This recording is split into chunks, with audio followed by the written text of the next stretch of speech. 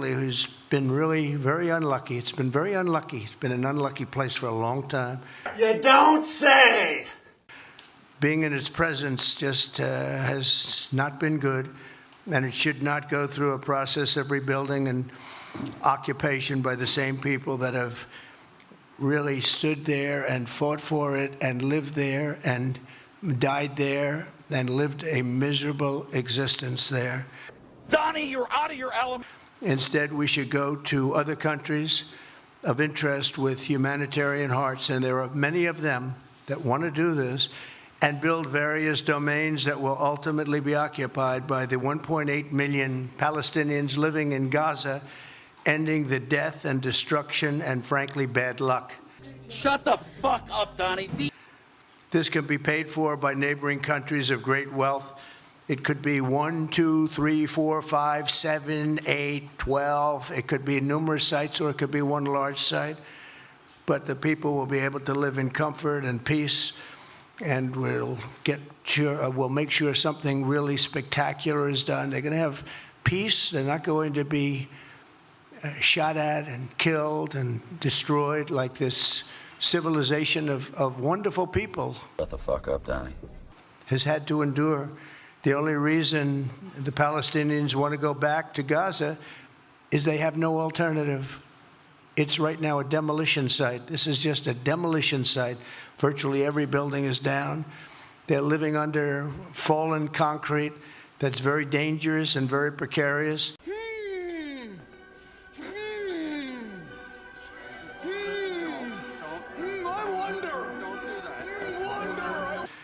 They instead can occupy all of a beautiful area with homes and safety, and they can live out their lives in peace and harmony instead of having to go back and do it again. Shut the fuck up, you cunt!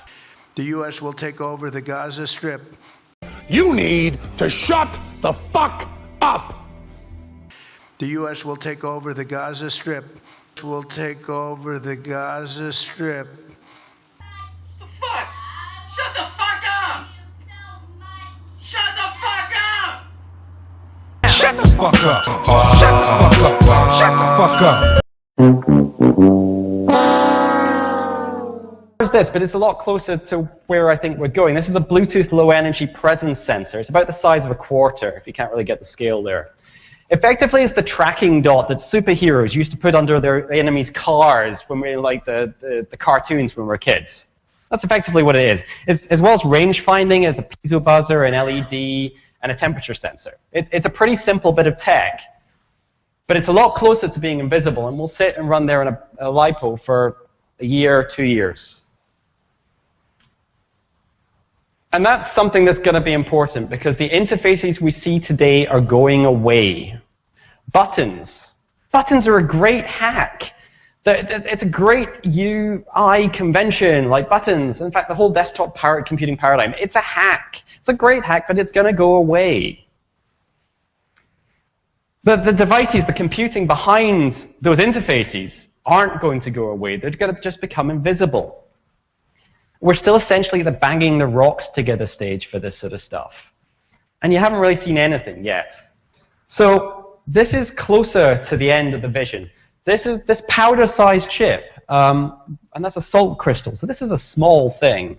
It's something called the Mu chip from Hitachi. It's the smallest commercially available RFID system in the world, and can be pulse-powered by radio waves. It doesn't require a battery. You can literally scatter this stuff like dust, or embed it into a sheet of paper.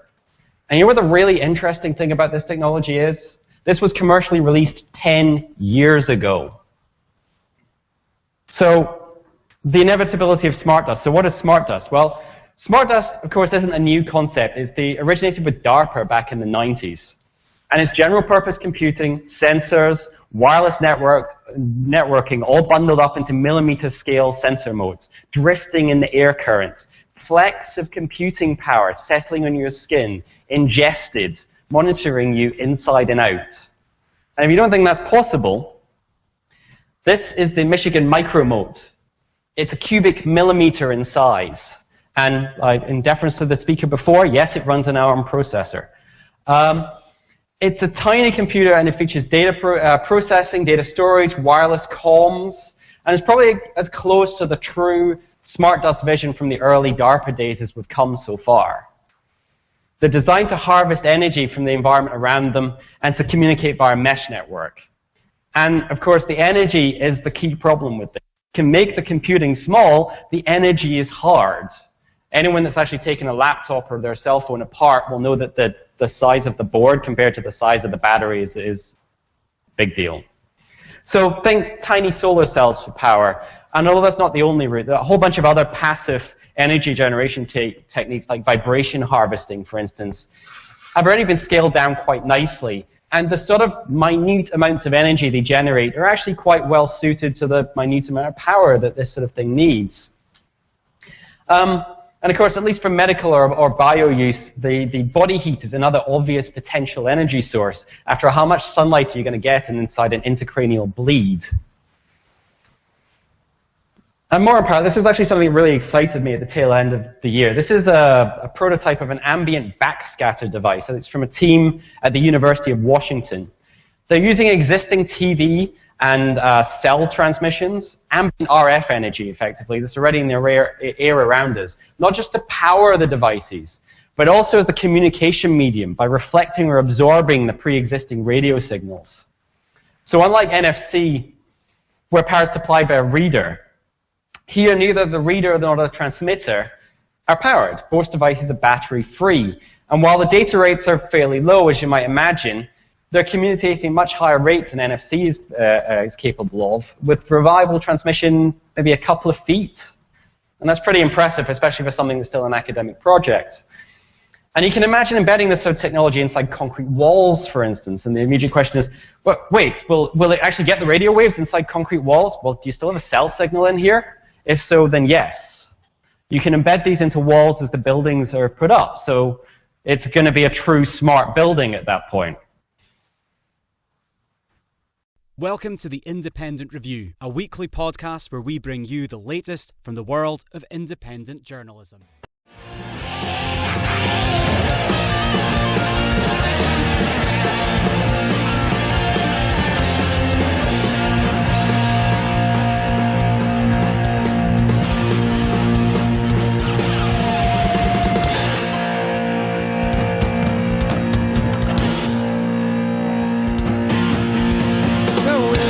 Sing and the wild guitars ring and it's sunshine, the water is sleeping.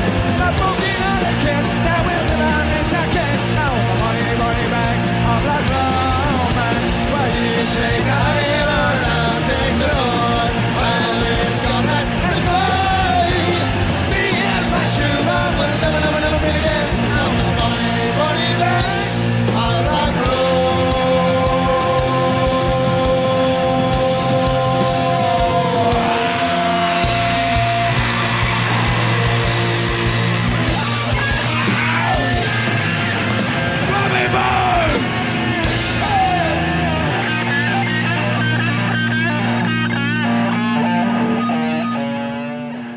Welcome to another episode of the Independent Review, live on the AM Wake Up channels on Rumble, Rockfin, Odyssey, and the Indie News Twatter channel.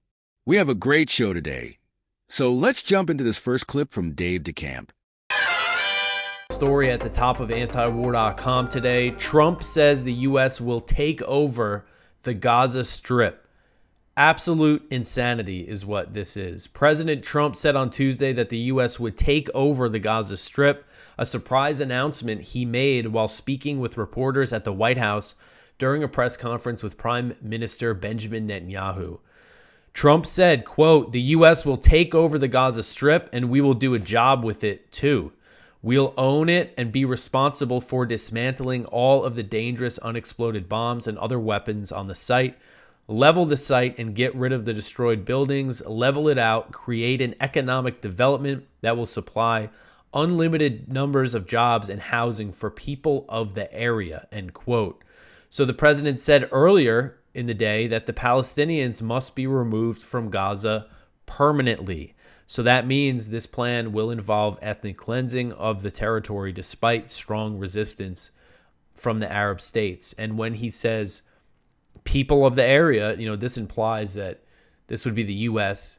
taking over Gaza and building Jewish settlements there. He was asked later in the press conference who would live in Gaza, and he said the people of the world. He said, quote, and he suggested also that some Palestinians might also be allowed to live there. He said, quote, I think the entire world, representatives from all over the world will be there and they'll live there. Palestinians also will live there. Many people will live there, end quote. He also said that he would not rule out deploying troops to Gaza. Of course, a U.S. takeover of Gaza is going to require U.S. military action. When asked if his plan meant that he would send troops, Trump said, quote, if it's necessary, we'll do that. We're going to take over that piece and develop it, create thousands and thousands of jobs. It will be something the entire Middle East can be very proud of, end quote. The president suggested that he had been considering the plan for a long time. He said, quote, I see a long-term ownership position and bringing great stability to that part of the Middle East. Everybody I've spoken to, this was not a decision made lightly. Everybody loves the idea of the U.S. owning that piece of land, developing and creating thousands of jobs with something that will be magnificent in a magnificent area nobody would really know. They look and all they see is death and destruction and rubble, end quote. So Netanyahu, the press conference was really strange. Netanyahu almost seemed like he wasn't completely on board, but he did endorse the plan, saying, quote, President Trump is taking it to a much higher level. He sees a different future for that piece of land, and that has been the focus of so much terrorism and attacks against us, so many trials and tribulations. He has a different idea, and it's worth paying attention to this. He's exploring it, and it's something that could change history, end quote. So Netanyahu says Trump is exploring it.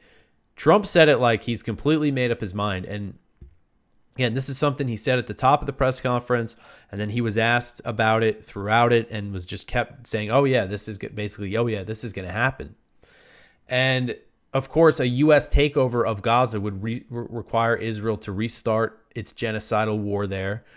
And this could, the implication would be that the U.S. would be directly involved. I mean, what are they going to do? Fly B-52 bombers missions over Gaza and just completely obliterate what's left and the people that are left, to force them to leave or kill whoever stays? I mean, this is just complete madness. And, some people are saying, oh, it's just a negotiating tactic. And, maybe that's possible considering Trump's style, but I mean, this is a very reckless negotiating tactic because this could provoke Hamas into attacking Israeli troops now in Gaza. If they see this and they really think this is something that the U.S. might do, this could completely jeopardize the ceasefire.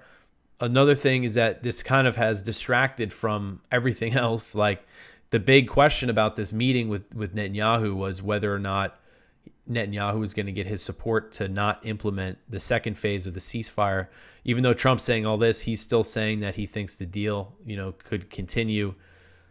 But I mean, again, this is just totally out there. And I mean, this sounds like he's committing to a U.S. invasion and occupation of Gaza. I mean, again, it's just, I saw Lindsey Graham had a quote cautioning against it. I mean, that's how out there this is.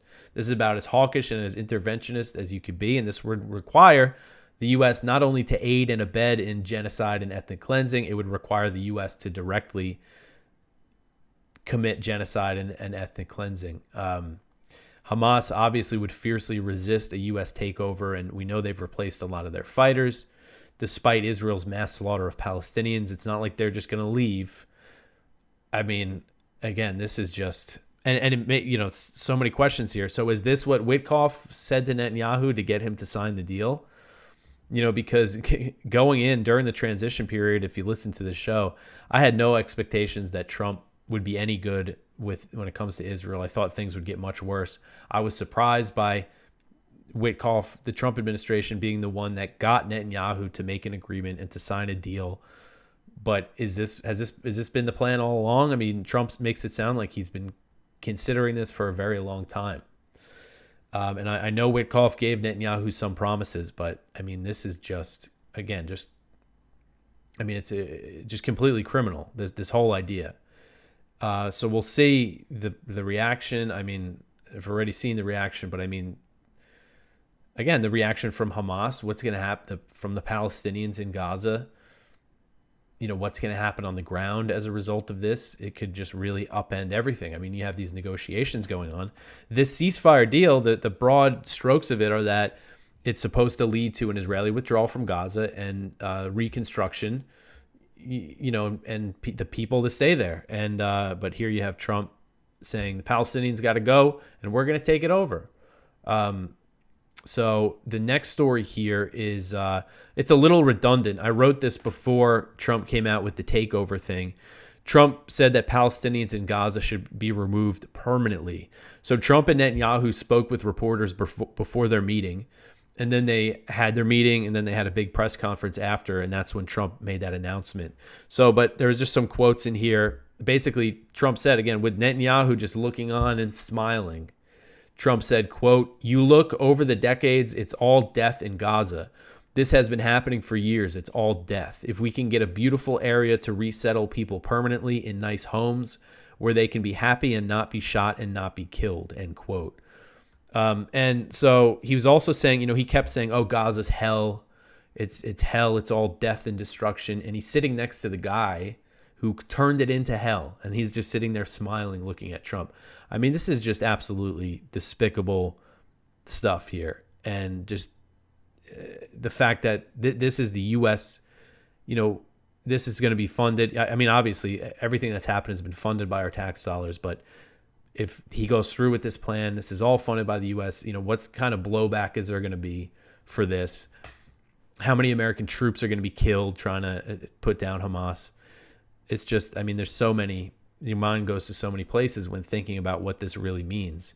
And again, there's the idea that this might just be Trump doing art of the deal here, but who is this? What is this going to negotiate? I mean, what could this possibly lead to?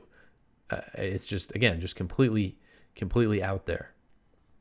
So, man, I mean, there's a lot to say about this, but we'll see what the next thing, I'm sure there's going to be reports about what the other people in the Trump administration think about this. We might learn that this was a plan they've been working on for a while. But the U.S. just completely taking it over. I mean, this is beyond anything that, the neocons, George W. Bush, any of them ever suggested the U.S. do. This is just completely on another level of intervention and imperialism.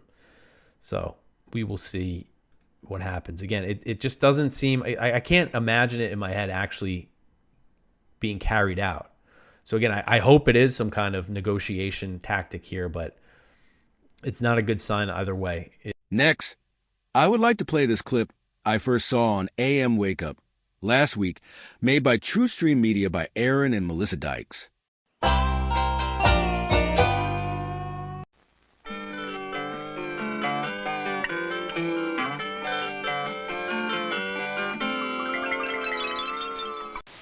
Well, it's that magical time of the year again, the time when my least favorite Christmas movie ever made in the history of ever is put on television on loop, the time that Harvard refers to as heart attack season because everyone is so freaking stressed out by the end of the year they can barely stand it, and they're just promoting that as a headline to let us all know that we should come to expect this, and it's normal to live in a world and a system and a society where everyone should just expect that to be the case.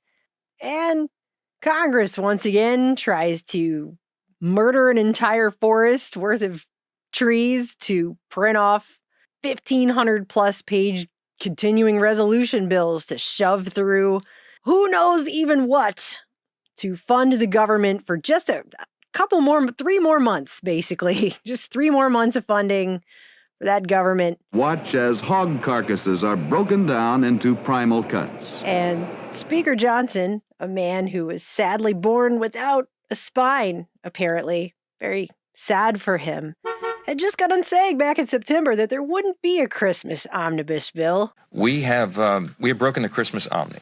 And I have no intention of going back to that terrible tradition. So there won't be a Christmas omnibus. As somebody asked me in the hallway a little while ago, will there be many buses? We don't want any buses. We're not going to do any buses, okay? And here it is. And by the way, It included adjustments to congressional salaries to reflect the cost of living changes, increasing their annual salaries from $174,000 to $243,300, giving themselves a $69,000 raise. What a tough vote when you could just pack everything else into that bill and also a raise on top of it. You're not allowed to just vote for your own raise. Got to vote for it all. So, isn't that cool how that works? That's so amazing how awesome that is for them. I am so glad that the American people voted for them to represent the American people, and then they got in there and voted for themselves for a nearly $70,000 annual raise. Let's watch the development of the ham, one of the first meat cuts to receive attention. So glad, because they're doing such an awesome job. They really should be just giving themselves a raise equivalent to a whole salary for other people in this country. That's amazing. Who the hell even knows what's in there? And they just try to shove that right through because they know everybody just wants to go home for Christmas. They know that's how it works. And they've been doing that now for over 100 freaking years. Okay? Just want to remind everybody, this is how we got the Federal Reserve. They just waited till it was right at the end there and shoved that thing right through. And The Nation actually wrote about this on New Year's Day, 1914. And this really sums up what they do every year. But this is how we got the Federal Reserve, and this is what they've been doing since. When the historian who leaves nothing out comes to write the full account of the passage of the currency bill, that's the Federal Reserve Act, he will not omit reference to the influence of the Christmas spirit. Congress was as eager as a small boy to get off for the holidays, and there stood the cruel resolution of the Democratic majority not to adjourn unless the bill was passed. This undoubtedly had the effect of hastening final action. The drawing near of the gracious Christmas tide seemed to calm the savage beast of the filibuster, and to still the passions of the makers of long speeches. It was rumored that Senator La Follette would insist upon speaking for 2 or 3 days. So they were threatening to talk for 2 or 3 days, keeping people there. And one can imagine the apprehensive looks that were cast in his direction, but he let his music die within him. Even he could hardly have faced the universal rage that would have fallen upon him if he had ruined the congressional vacation over the holidays. The whole thing was a wonderful demonstration of what Christmas can do in the sphere of legislation. It was the old miracle over again. No voice or hideous hum runs through the arched roof. Puke. I mean, this is so obvious that it's just beating a dead horse, but obviously government is meant to be out in the open, examined. Things are to be debated, the pros and cons weighed, and no is to be voted if things are unconstitutional, not good for the country. This is their bill, 2,500 pages. If you take a look at $3.5 trillion price tag, and you do the math, that's $1.4 billion for every page of this bill, and they want to pass it this week. I mean, the whole idea of this, especially being timed around Christmas and holidays, is some kind of secret Santa game. Like, ooh, it'll be a fun mystery box. What's in our legislation? But this is our government here. The world has had several centuries, if not millennia, of secret government, and it was pretty crappy overall. It was a lot of, you don't have a right to look behind our secret panel. The king, the priest will tell you what to do. That was never what this system of government was supposed to be. But they seem to have the idea that, well, you voted for your legislators. You had a chance to weigh in on how government's going to be run. And now it's time to leave it to the big boys. Well, the mystery game isn't that big of a surprise. It's just all the worst lobbyists cramming their stuff into the mystery box, and you're supposed to accept it as though it's some wonderful gift. It's just a gross blank log. It's a shit log, a little fruitcake stuffed with all the nuts and berries of lobbyists and special interest, and all the things that would never survive if they were debated in the light and the openness of day, and everyone knew what was going on. Instead, they do it at the last minute when people want to leave for the holidays and when ordinary people in the country are not paying attention because they're focused on family and time off and travel and things of that nature. The hams slide down a chute to the floor below, where they are fed onto the automatic scaling line.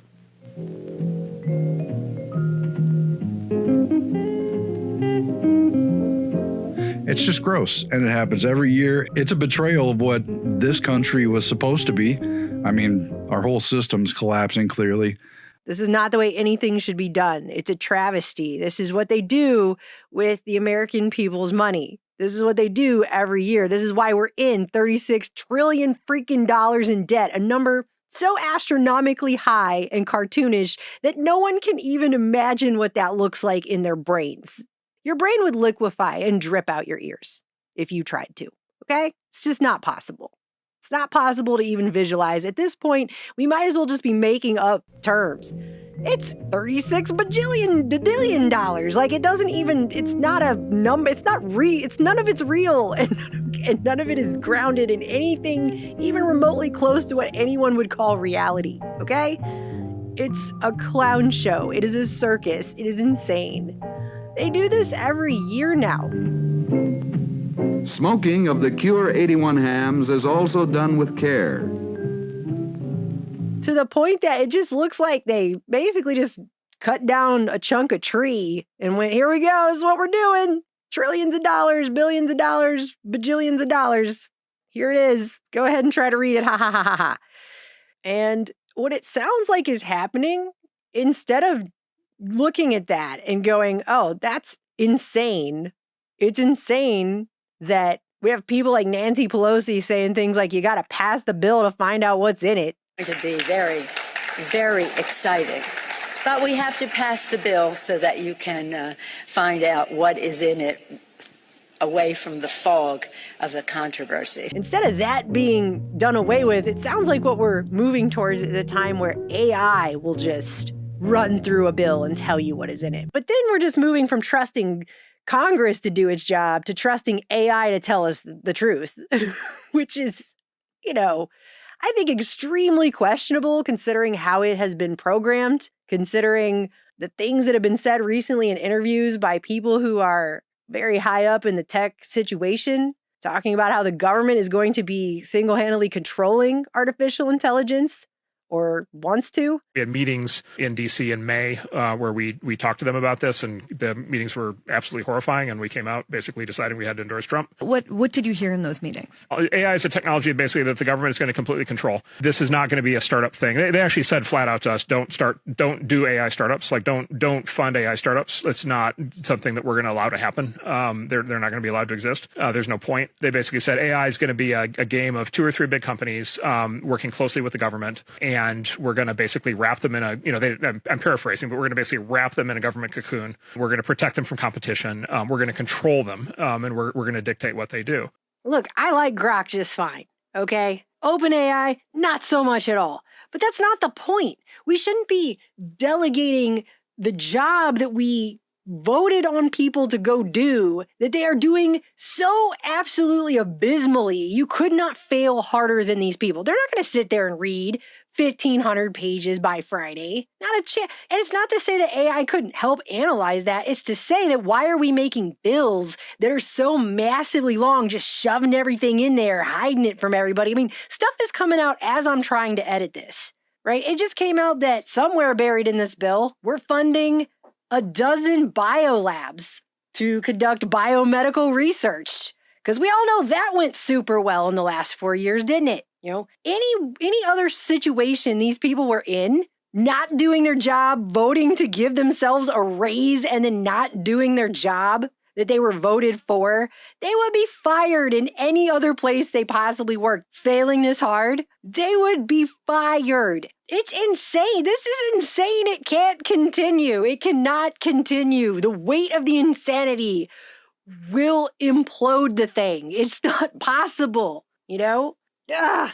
The blended ingredients are now vacuum mixed. It is next transported to the emulsifier hopper.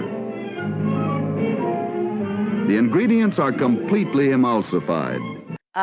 I don't know that we're moving towards a better idea with that, but the precedent is being set right now because this cannot continue the way it is at all. Here's what the finished product looks like inside, the real test of quality. This was never the intention of anything. This is insane and stupid. The Hill has an article that tells you like a little bit of highlights of what is in this bill.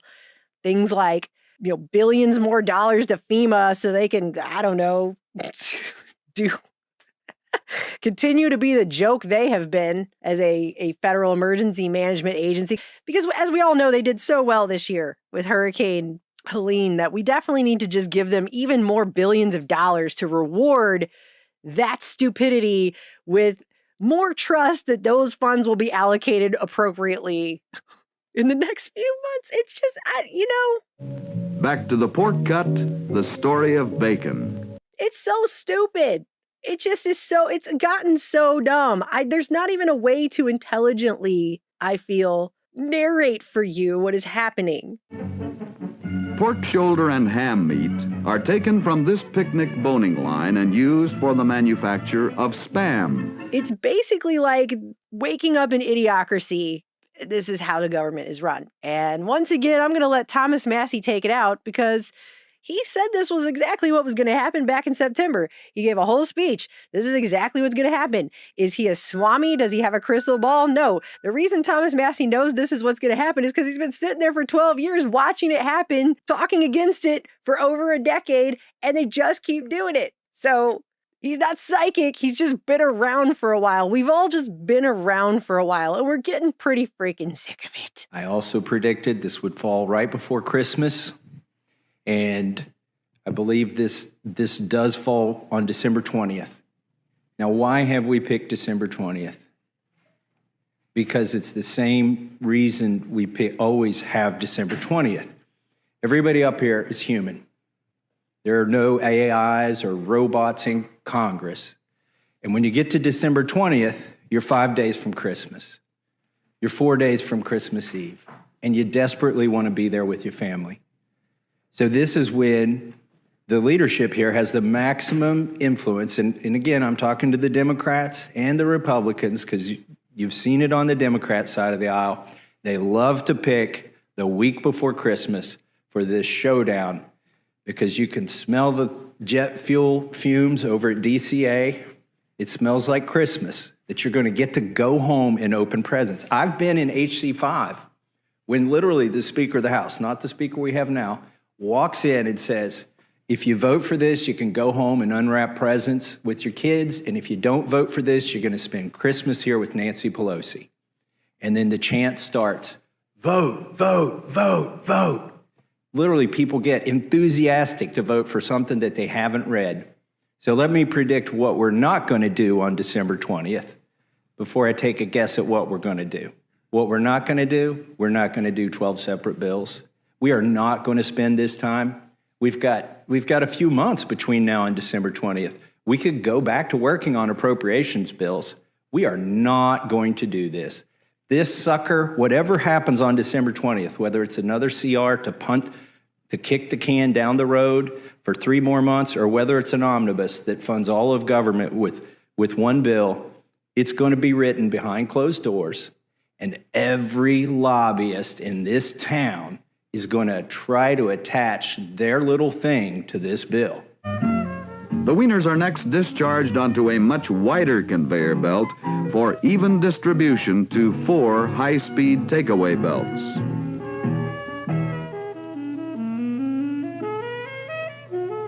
This train is leaving the station on December 20th. It's the only one that we know is going to pass. They call it up here must-pass legislation.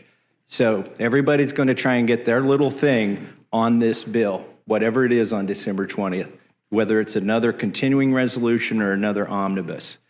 It's not even really a prediction that I'm making. I'm just telling you what has happened for 12 years, regardless of whether Democrats are in charge or Republicans are in charge.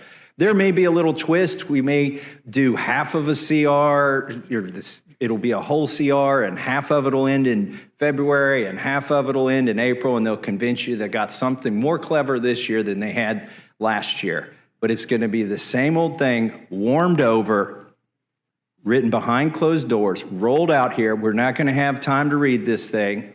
That's also predictable.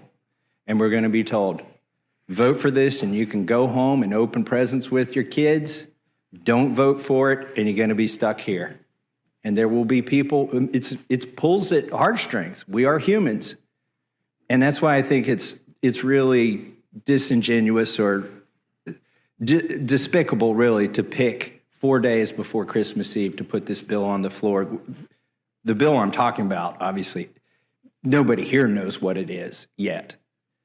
And we're not going to have time to read it, but people are going to be inclined to vote for it because they just want to be with their family. And it's getting extremely hard to watch and even harder to stomach. Merry Christmas. Merry Christmas to all. Merry Christmas.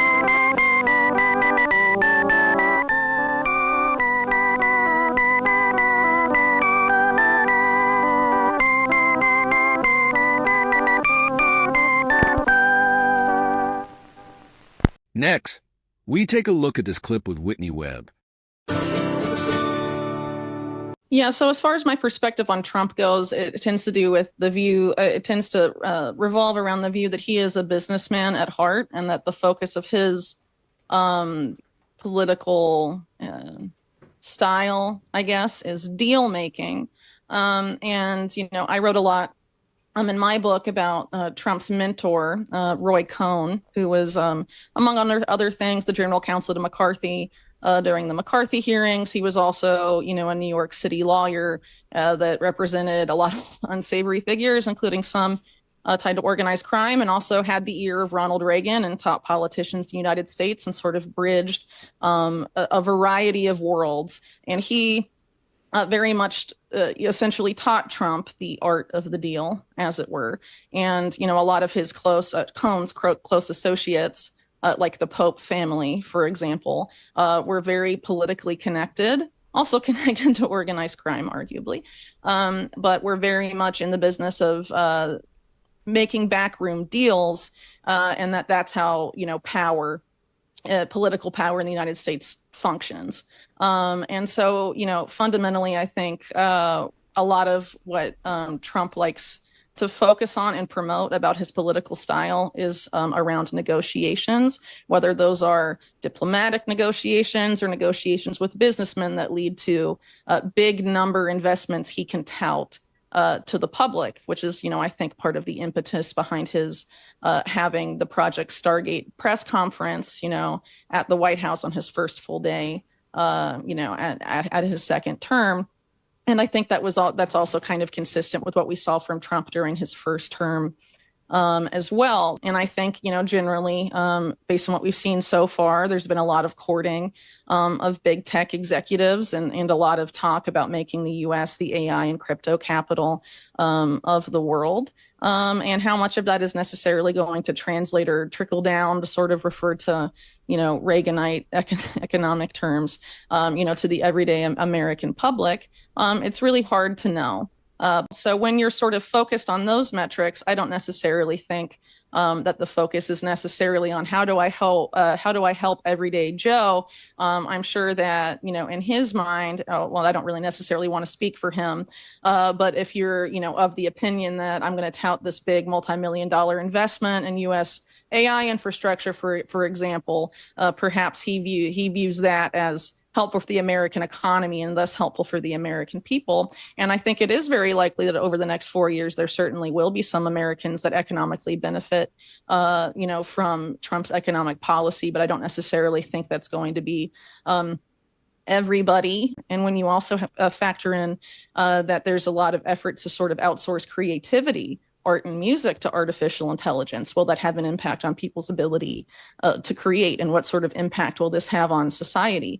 And, you know, these are things that I think sort of get left out of the public discussion, and I don't think they're really on someone like Trump's radar as a businessman. He's focused on sort of the bottom line, the number, the success of the negotiation, and how successful it looks, frankly, whether it's to his base or to businessmen he wants to court, or, you know, other people, foreign leaders, you know. But again, you know, I just want to go back to someone like Eric Schmidt, for example, who, as I noted earlier, had sort of an outsized role in developing the AI policy of the military and intelligence community. He wrote a book called The Age of AI with Henry Kissinger, and also, I believe, a professor from MIT, who I'm sorry, his name escapes me at the moment, but basically that book posited that essentially AI is going to make a two-tiered society. There's going to be the top tier of people who develop and maintain AI and set and determine what its objective functions are, and then sort of a second class who, which we would assume is larger than the first class, so they don't explicitly say that, but who AI acts upon, and eventually that group will lose the ability to understand and really be able to conceive of how AI is impacting their lives, and will develop some sort of dependency on AI for things like decision making, sort of leading to this phenomena that they refer to in the book as cognitive diminishment, which I sort of see as this idea of, we've all heard it before, if you don't use it, you lose it. Sort of the idea of like mental math, you start using a calculator or a phone calculator or something like that, and it becomes more difficult over time, and eventually very difficult to be able to do mental math in your head, when perhaps when you were in grade school, it was much easier to do that because you had to use that ability regularly. And so they essentially argue that by not making those decisions and outsourcing that to AI, this particular class will lose the ability to make those decisions over time. Well, I don't necessarily want to say that I'm like a Luddite and we should all go back to the Stone Age or things like this, but I think there needs to be like an actual public discussion on this, particularly on the fact that our out of control national security state in Silicon Valley have essentially been fusing over the past few decades, and what necessarily that means, because a lot of people will say stuff, well, it's AI in the private sector, but when that private sector company has multi-million dollars conflicts of interest with the national security state, I think that should, be part of the discussion necessarily. And I think also there needs to be a way to sort of know whether some of these algorithms are hyped, or whether what the company says their accuracy is, for example, is actually accurate before decisions are made to outsource major decision making, whether at the government level or the local level, or really on any level, to an algorithm. I think these are kind of problematic scenarios that need to be considered. And I'm not trying to be a Debbie Downer or poo-poo on on innovation, but I think civil liberties do matter, and I think people need to be very mindful of that, especially considering, again, the Silicon Valley fusion with the national security state, and the national security state's tendency to opportunistically whittle down American civil liberties for their benefit. So, as an example, during COVID-19, the governor of Rhode Island, Gina Raimondo, sort of gave a green light to this Israeli company called Diagnostic Robotics to use, the health data in the state to predict COVID-19 outbreaks before they could happen, right? And Gina Raimondo, by the way, became HIPAA laws? Well, I'm sure a lot of those were sort of suspended under the emergency justification of COVID-19, but I'm not exactly familiar with the legal or potential legal snafus of that at the time, or maybe they justified it by alleged, saying they sort of took anonymized the data. I don't really know, but the idea was to sort of use that data to identify local hotspots and predict outbreaks before they happen. And so obviously, if the algorithm of this company predicts an outbreak, there would be sort of these localized lockdowns, and people would lose their ability to engage in in-person commerce and freedom of movement, et cetera. So consequences that are pretty significant to the people living there. And when I reported on at the time, as I recall, but it's been a few years, but I do know that the algorithm per the company was under 80% accurate. I think it was somewhere in the 70s. And so that's the company, right? So if it's not independently vetted, and this is sort of, company PR at the end of the day, is that overinflated? It's quite possible, right? And so what if the accuracy of that isn't really in the 70s, it's in the 60s or near the 50s? It's no better than a coin toss. Right? Is it really worth putting that kind of power in the hand of an algorithm that isn't necessarily going to be more efficient and accurate, but all this hype that's been generated around AI as an industry suggests that has sort of created this public perception that AI is inherently smarter than human decision makers and more efficient and more cost effective, for example. Oh, I certainly don't think that's positive. I think it's sort of the technocratic model that we discussed earlier, where you sort of have an elite class that sort of set, the system that will micromanage the masses at the end of the day. I mean, they don't explicitly say that in the book, but if you're familiar with someone like Henry Kissinger, for example, and some of his more controversial views on the masses and the public, and some of his more infamous quotes. He created a national security memorandum, for example, that viewed people that live in the third world birth rates and in the global South as national security threats to the United States, and wanted to implement policies to reduce their population size. For example, and sort of had what I would argue is a eugenicist bent to some of his policies. And he was one of the mentors, of course, to people that have become infamous in recent years, like the World Economic Forum chairman Klaus Schwab. Some of his more infamous quotes that he's known for refer to, soldiers being, pawns of foreign policy, essentially sort of like, people's lives are just, pawns on a chessboard for the sort of the elite figures to move around, for their benefit. That's sort of the mentality as I see it of someone like him. But obviously he's been, praised as a model statesman and all of this stuff, and has mentored Trump in his first administration, mentored Hillary Clinton, people on both sides of the aisle. But I personally, I think the more you look into someone like that and his connections with sort of dubious oligarchs like David Rockefeller going, significantly back in time, he's sort of someone that promotes this idea of a global technocracy. Well, I think in an ideal world, this type of stuff to tackle crime and illness wouldn't really be necessary, quite frankly. But I guess it depends on what your definition of the ideal world is. And I guess sort of in the scenario, is the government trustworthy? I guess in that scenario, if it were provably trustworthy and we didn't have all these national security scandals of grave severity in many cases going back decades and decades and decades, and no accountability for national security overreach over that time period as well, it would be easier perhaps to trust. But I don't know. Personally, I'm like a kind of a voluntarist. Like I just kind of prefer that people, I don't like to make decisions for other people necessarily. And I tend to sort of be a liberty maximalist. I think that sort of, begets better outcomes in general. I don't know, again, it depends on what you sort of define as this ideal world. And since a lot of my focus, as a writer and researcher, has sort of been on the national security state, I tend to think it's not appropriate to give them certainly not more power than they already have. And I think there needs to be accountability for what, the overreaches that we know have happened in investigations and the ones we probably don't know about. But I really don't foresee there really being any transparency or change there, even with the incoming administration. So unfortunately, I wasn't able to pay super close attention to the press conference that involved, of course, Sam Altman and Larry Ellison and Mayoshi Son of SoftBank. But essentially, it's not really surprising to me that there's being a big push into AI infrastructure.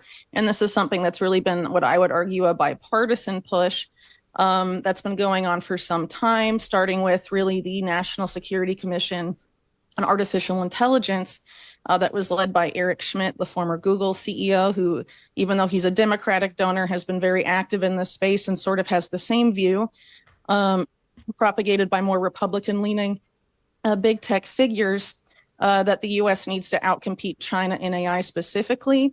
And some of the National Security Commission on AI comments and presentations they gave that have since been released through Freedom of Information Act requests essentially suggest that the roadmap to doing so is to impose lots of domestic surveillance and AI-powered surveillance technology on the American public as a way to sort of leapfrog China, because they argue that China has already done that and thus has a much larger user base and data set for all of these different AI technologies. And so in order to outdo them, we must drastically increase our user base of these AI technologies, which includes things they say like, surveillance, as I mentioned earlier, facial recognition, expanding that, expanding e-commerce, reducing in-person shopping, and really, other in-person activities, including healthcare, in-person doctor visits, moving to telemedicine as much as possible. And this was really a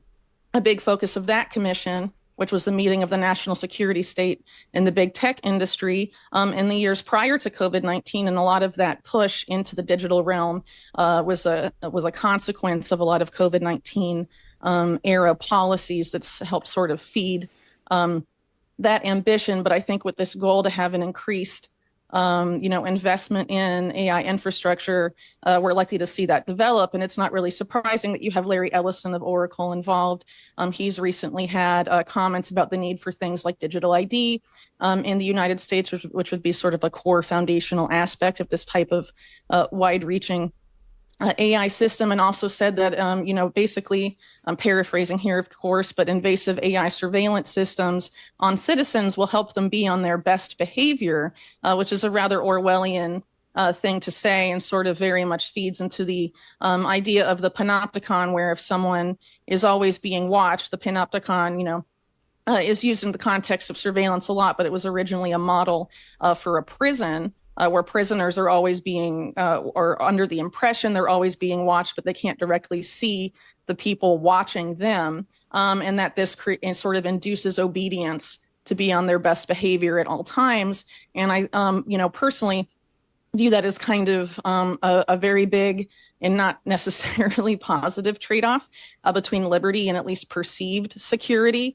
And I think people would do well to sort of interrogate some of the consequences of handing such a big AI infrastructure project to companies that are run by individuals with those views in particular.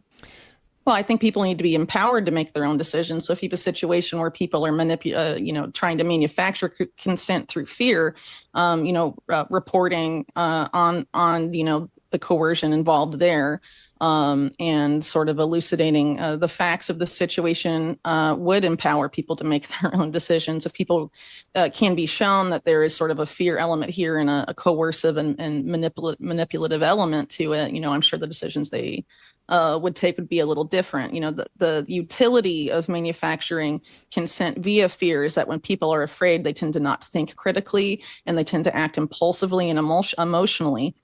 And they tend to look for easy solutions. And so if you have you've created fear in the public, and then you offer a tailor-made solution, you can more easily get consent that way. But if people are empowered to know that the situation has been manipulated to force that outcome, I'm sure a lot of them would make different decisions, and that consent would not necessarily be there if they were aware of the manufactured nature of that situation. Well, I think the necessary guardrails perhaps on society, like don't murder someone, for example, are already there. Do we really need new ones enforced by AI?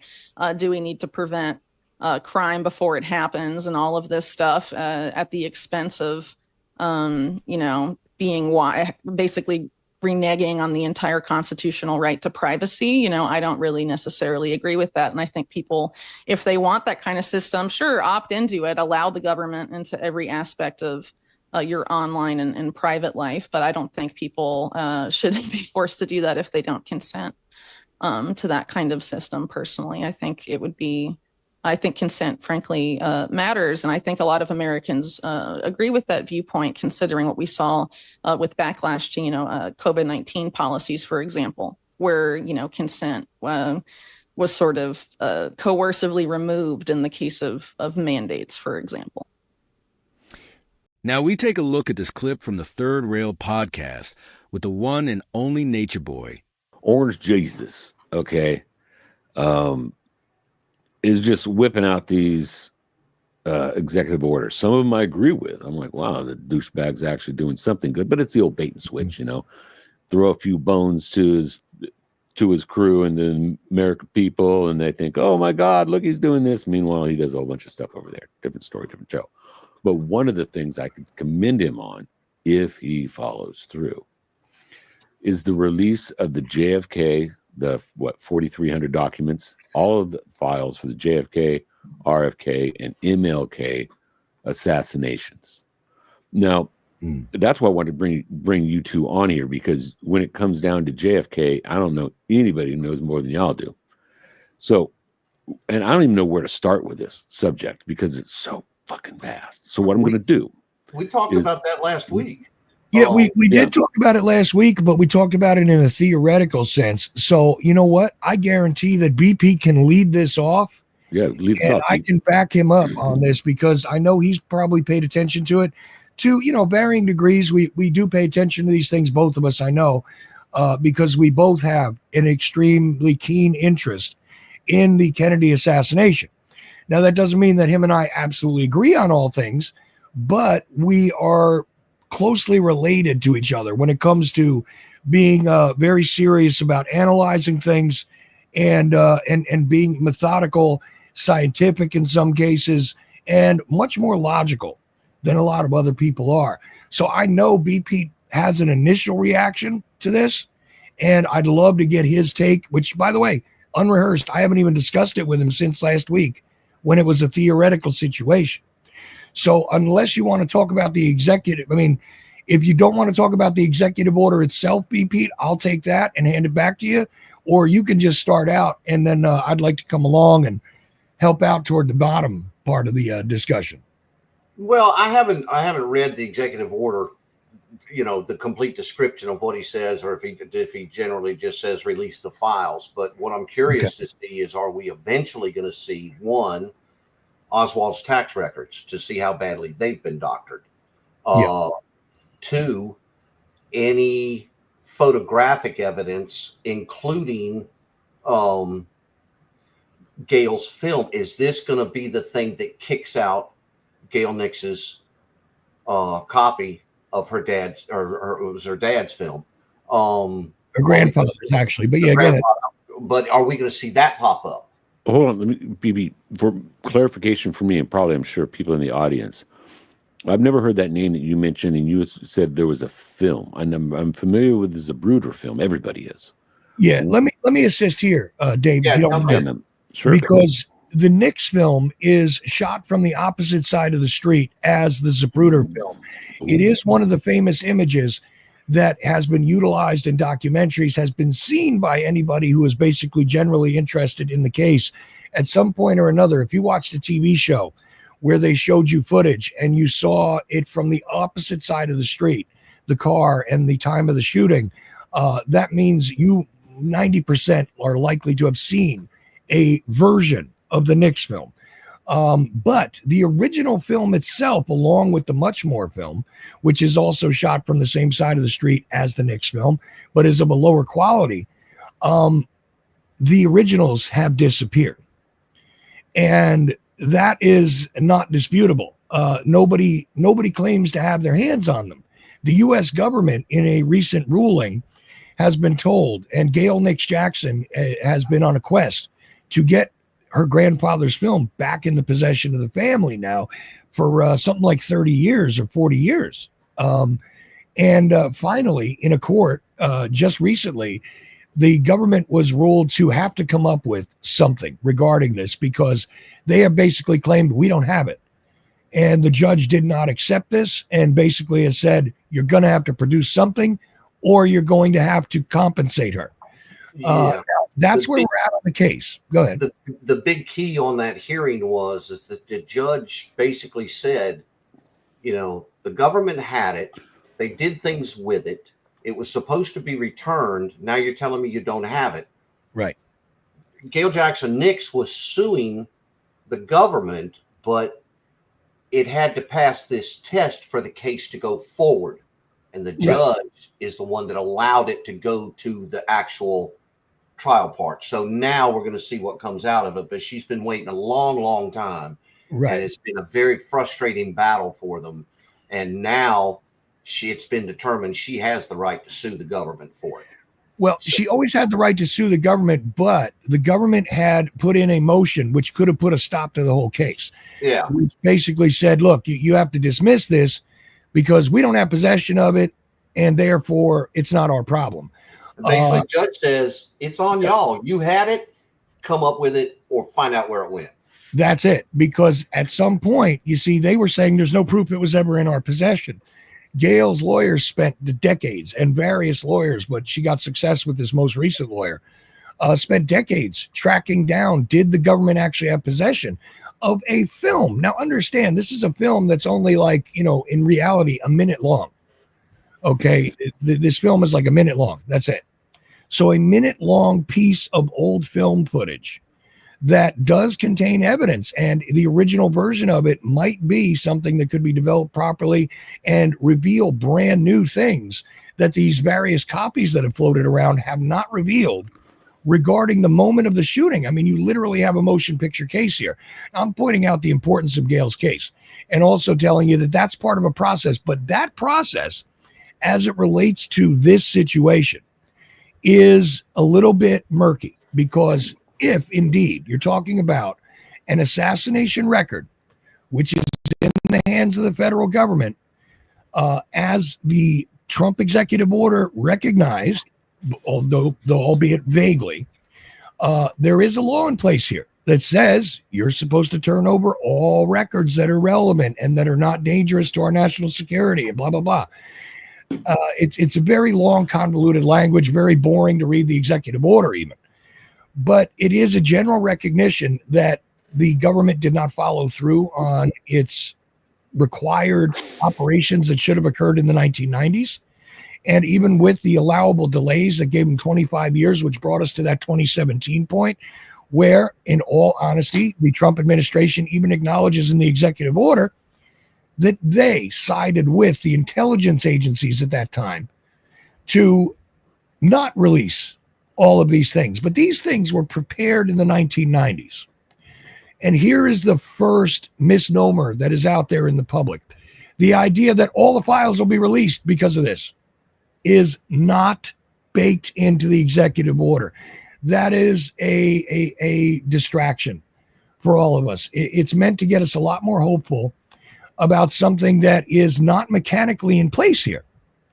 Okay, he's asking for a certain set of documents that was already examined, analyzed in the 1990s, was re-examined allegedly in the 2000s, even though he did not force the government agencies. He says in there that the government agencies were supposed to reevaluate all these documents and decide once again if they were vital to national security. But there is no evidence that the Trump administration did it. Now, before somebody says, oh, you're picking on Trump, hold on. Because Trump kicked the can down the road in 2017. The Biden administration tried to take the can off the road in 2021, okay? And they picked it up where they were supposed to, left there for them by the Trump administration, and again, concurred with the intelligence agencies. No, you don't need to really release these things. And, yeah, go ahead.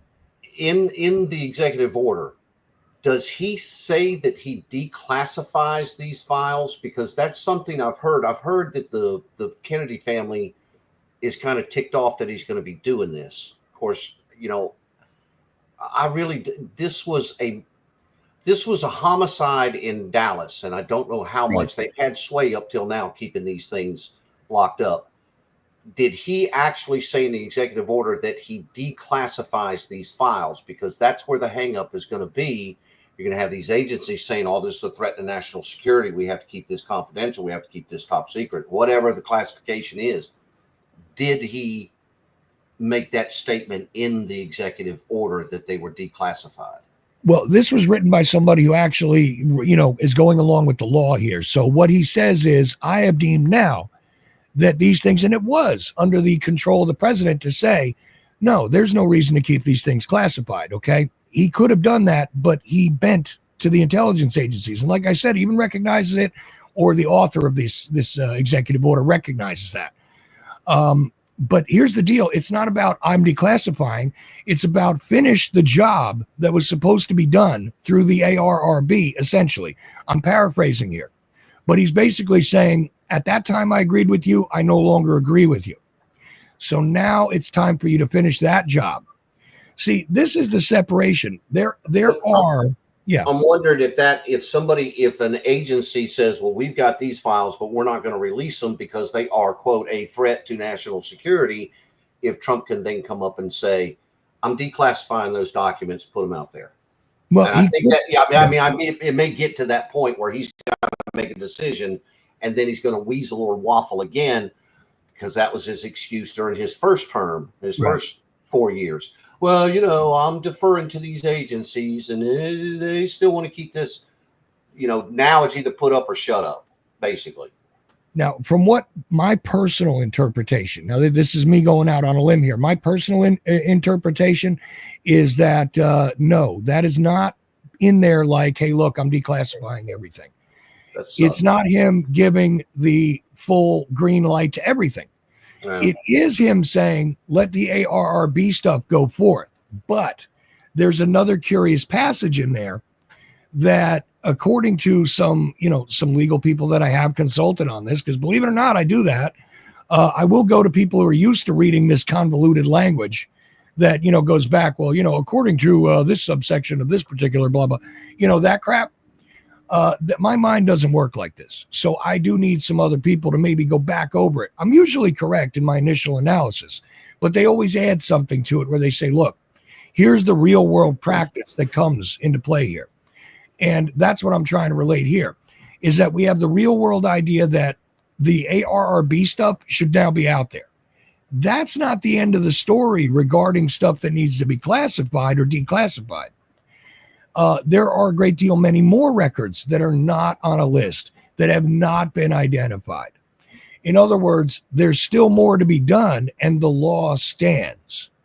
So you have a law that is in place. You're supposed to give up all this stuff that's relevant to the assassination as long as it doesn't violate directly national security, and the president can overrule you on that. There's that part of it. But if that stuff wasn't collected yet, or is not in a collection to be considered in the first place, this is where the bait and switch comes in. You could say that Gail Nix Jackson's film is part of the JFK records if it's in government hands, and it is a record pertaining to the assassination. It's a filmed record. That record, it's in and of itself, could now be included in the JFK collection.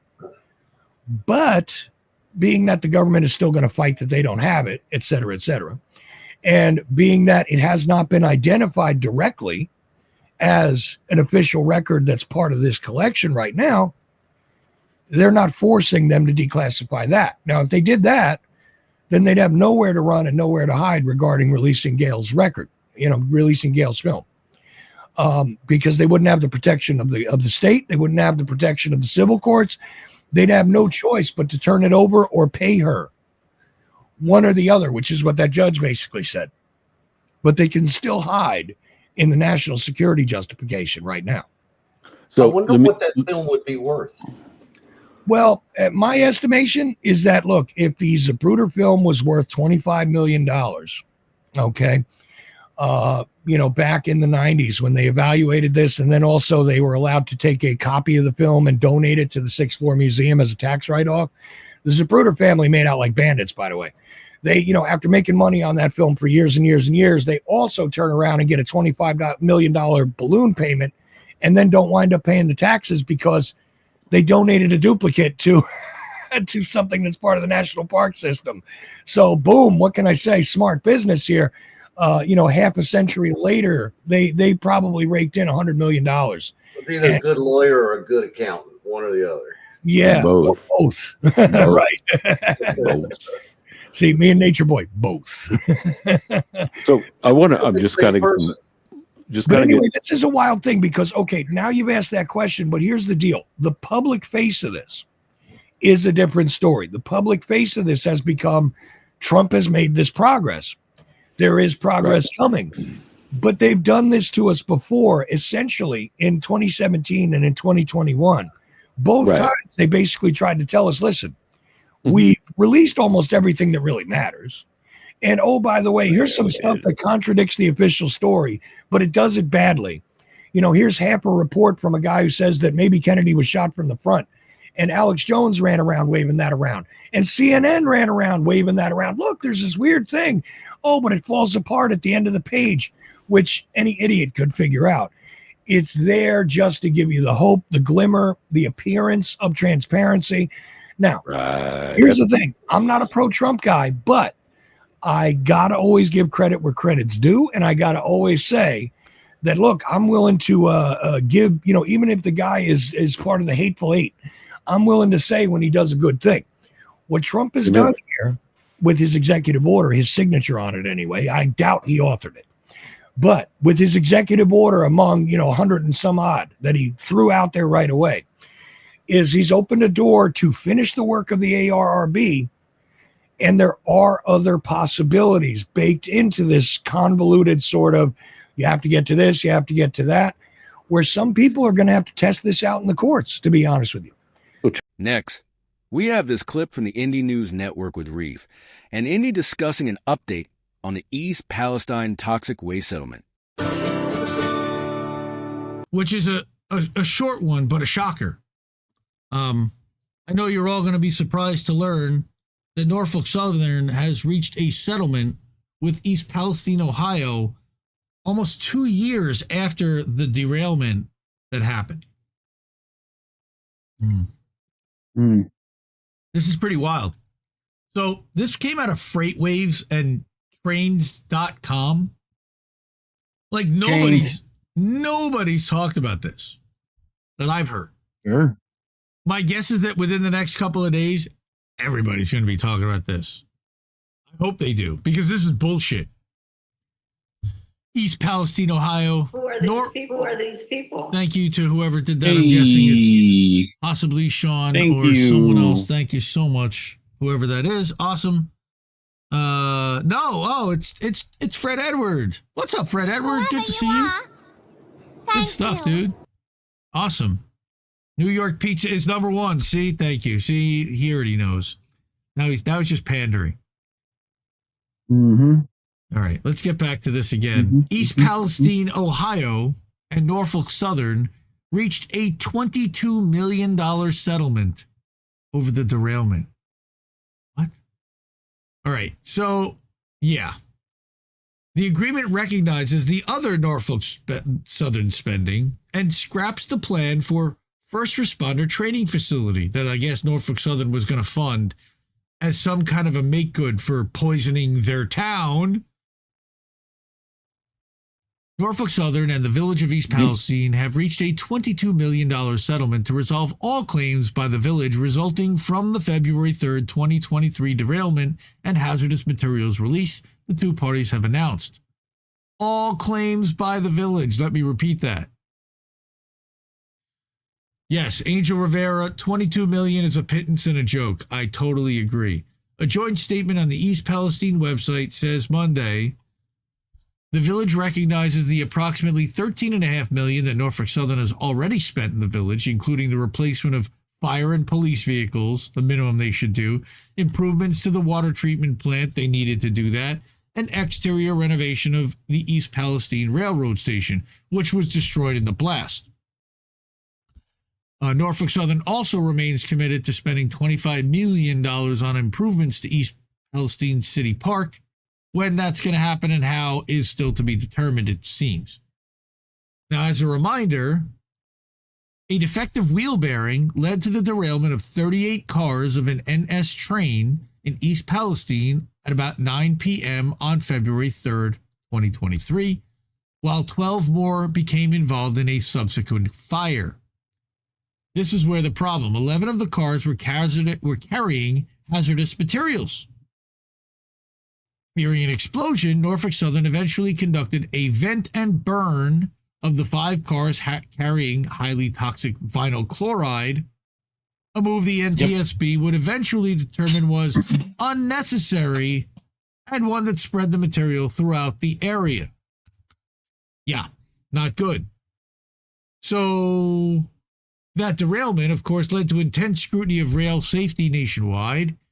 Allegedly, it's cost Norfolk Southern $2.2 billion. Okay, so not just $22 million, but $2.2 billion, including cleanup and legal expenses. How much you want to bet that half of that or a third of that's all legal crap? All right. As of the end of last year, it also led a proxy fight that saw activist investor Ancora Holdings make an unsuccessful attempt to gain control of the Norfolk Southern board, though Ancora did gain some seats and eventually reached a settlement, giving it further influence. All right. A planned regional safety training center in East Palestine, however, will not be built as the railroad and village have determined it is not feasible, according to the statement. Norfolk Southern will transfer 15 acres for that planned facility to the village for a use to be determined by the village. Isn't that like the poisoned ground where they blew up the train cars? Weird. Yeah. Norfolk Southern had broken ground on the $20 million. Maybe they bought another piece of land. They had broken ground on the $20 million facility, which had been planned for first responders from Ohio, Pennsylvania, West Virginia, and the surrounding region to be able to attend. But we guess that's gone. $22 million to the town. What happens to all the residents? Like, what's going on, man? They got $500. Remember that? Mm-hmm. $500. Yep. If you lived within a mile of the blast radius. If you didn't, you got Well, guts. Yeah. Well, they'll deny any health problems for decades. So, I mean, same thing they've done with nuclear fallout from the nuclear tests in Arizona. That, like, I mean, it's like time and time again this has happened, right? Hit me with a Shama Sawan. No. I don't even know where that's at. Birthday actuals? Because Sean nails it. What? 22 million, that's it? What the actual fuck? Yeah, man. I got nothing to say. I just saw that come across and I'm like, something seems a little light about that number. Something's weird there, but actual fuck. thank you. Because that's what that made me say.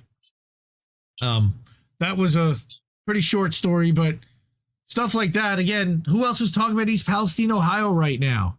All right. Stuff like that is why we get demonetized, why we get suppressed in the algorithm. So please like and share if you're able to. And if you're able to support with some Cash App or Ko-fi, like our friend Fred Edward just did. All right. Cash App is $, Indie News Network. We got ko-fi.com/Indie News Network and paypal.me. Goes to the same place. Then we got INNnewsletter.com, where we publish a newsletter just about every day of the week. We do 2 on Friday, a daily and a weekly, that summarizes everything that happens at the network, all the live streams, all the articles. And then every day you'll get the clips as well in the daily update. Because I don't put those in the weekly, it'd just be forever long. And nobody would scroll all the way down to the bottom. Coming to a Substack newsletter near you. Maybe. Well, this week it was Jim Acosta. Started a Substack. Within 24 hours, 123,000 subscribers. And allegedly got $100,000 in signups, according to Hamish, bragging about it. Which is totally tone deaf for his audience. Well, yeah. Next, we take a look at this clip from the Macroaggressions podcast with host Charlie Robinson.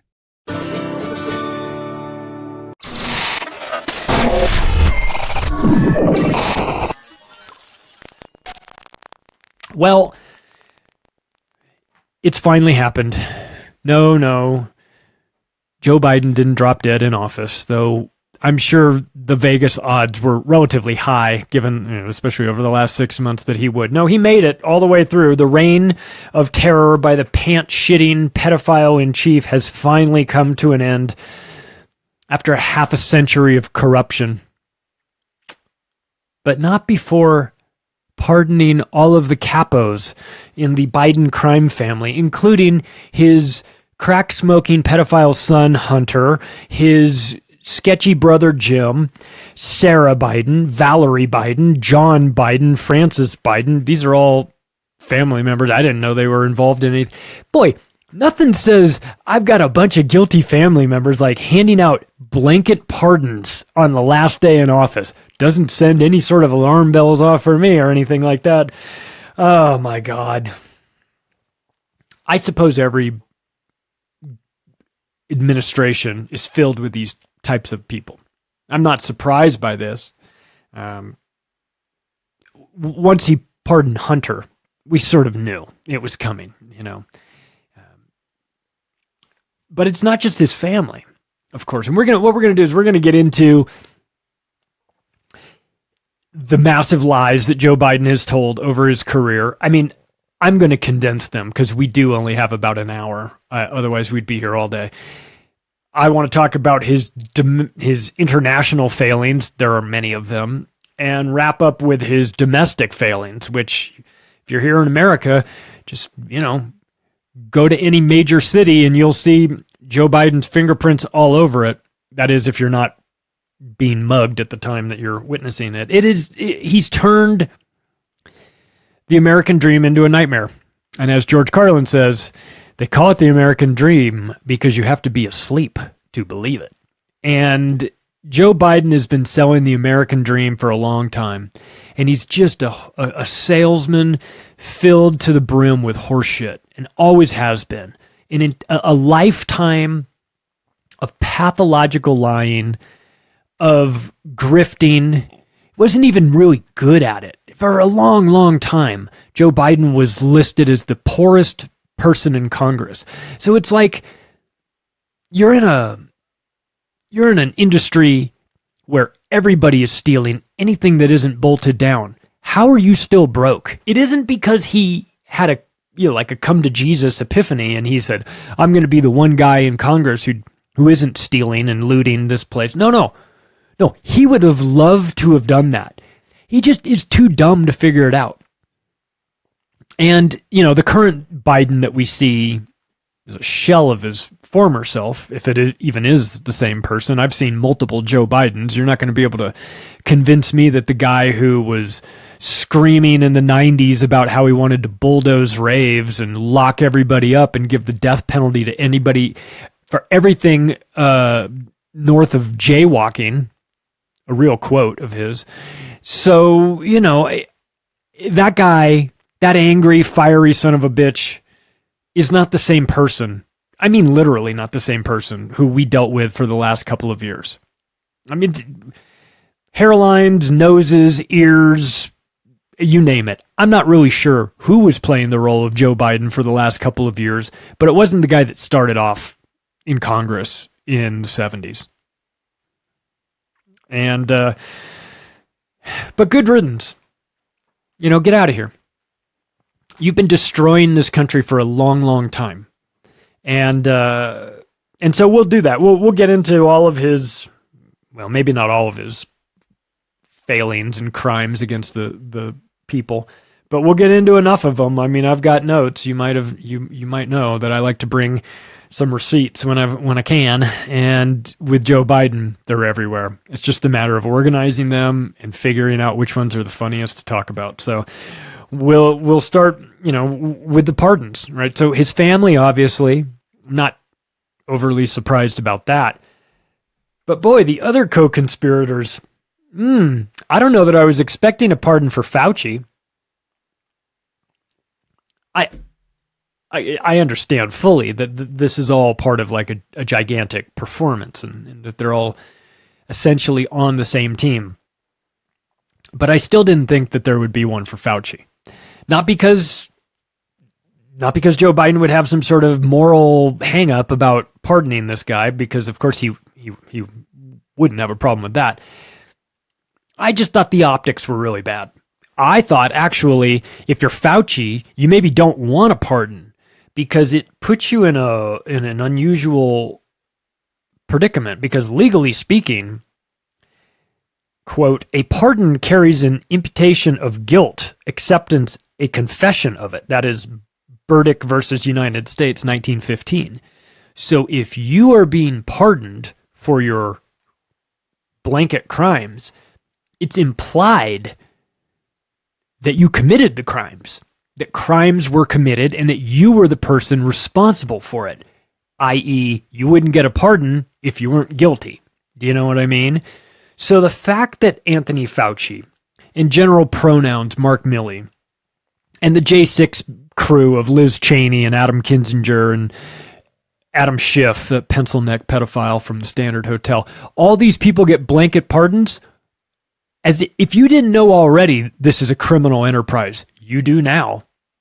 I mean, it is evidence on its face. You don't give pardons to innocent people. We understand this. So the fact that they're getting pardoned means that they are guilty of crimes and that Joe Biden would like those crimes to magically go away. Well, guess what? Maybe at the federal level they did, but not at the state level. And if you see Anthony Fauci out having a nice steak dinner, what's to stop somebody from grabbing a steak knife off a table and jamming it into his heart, right?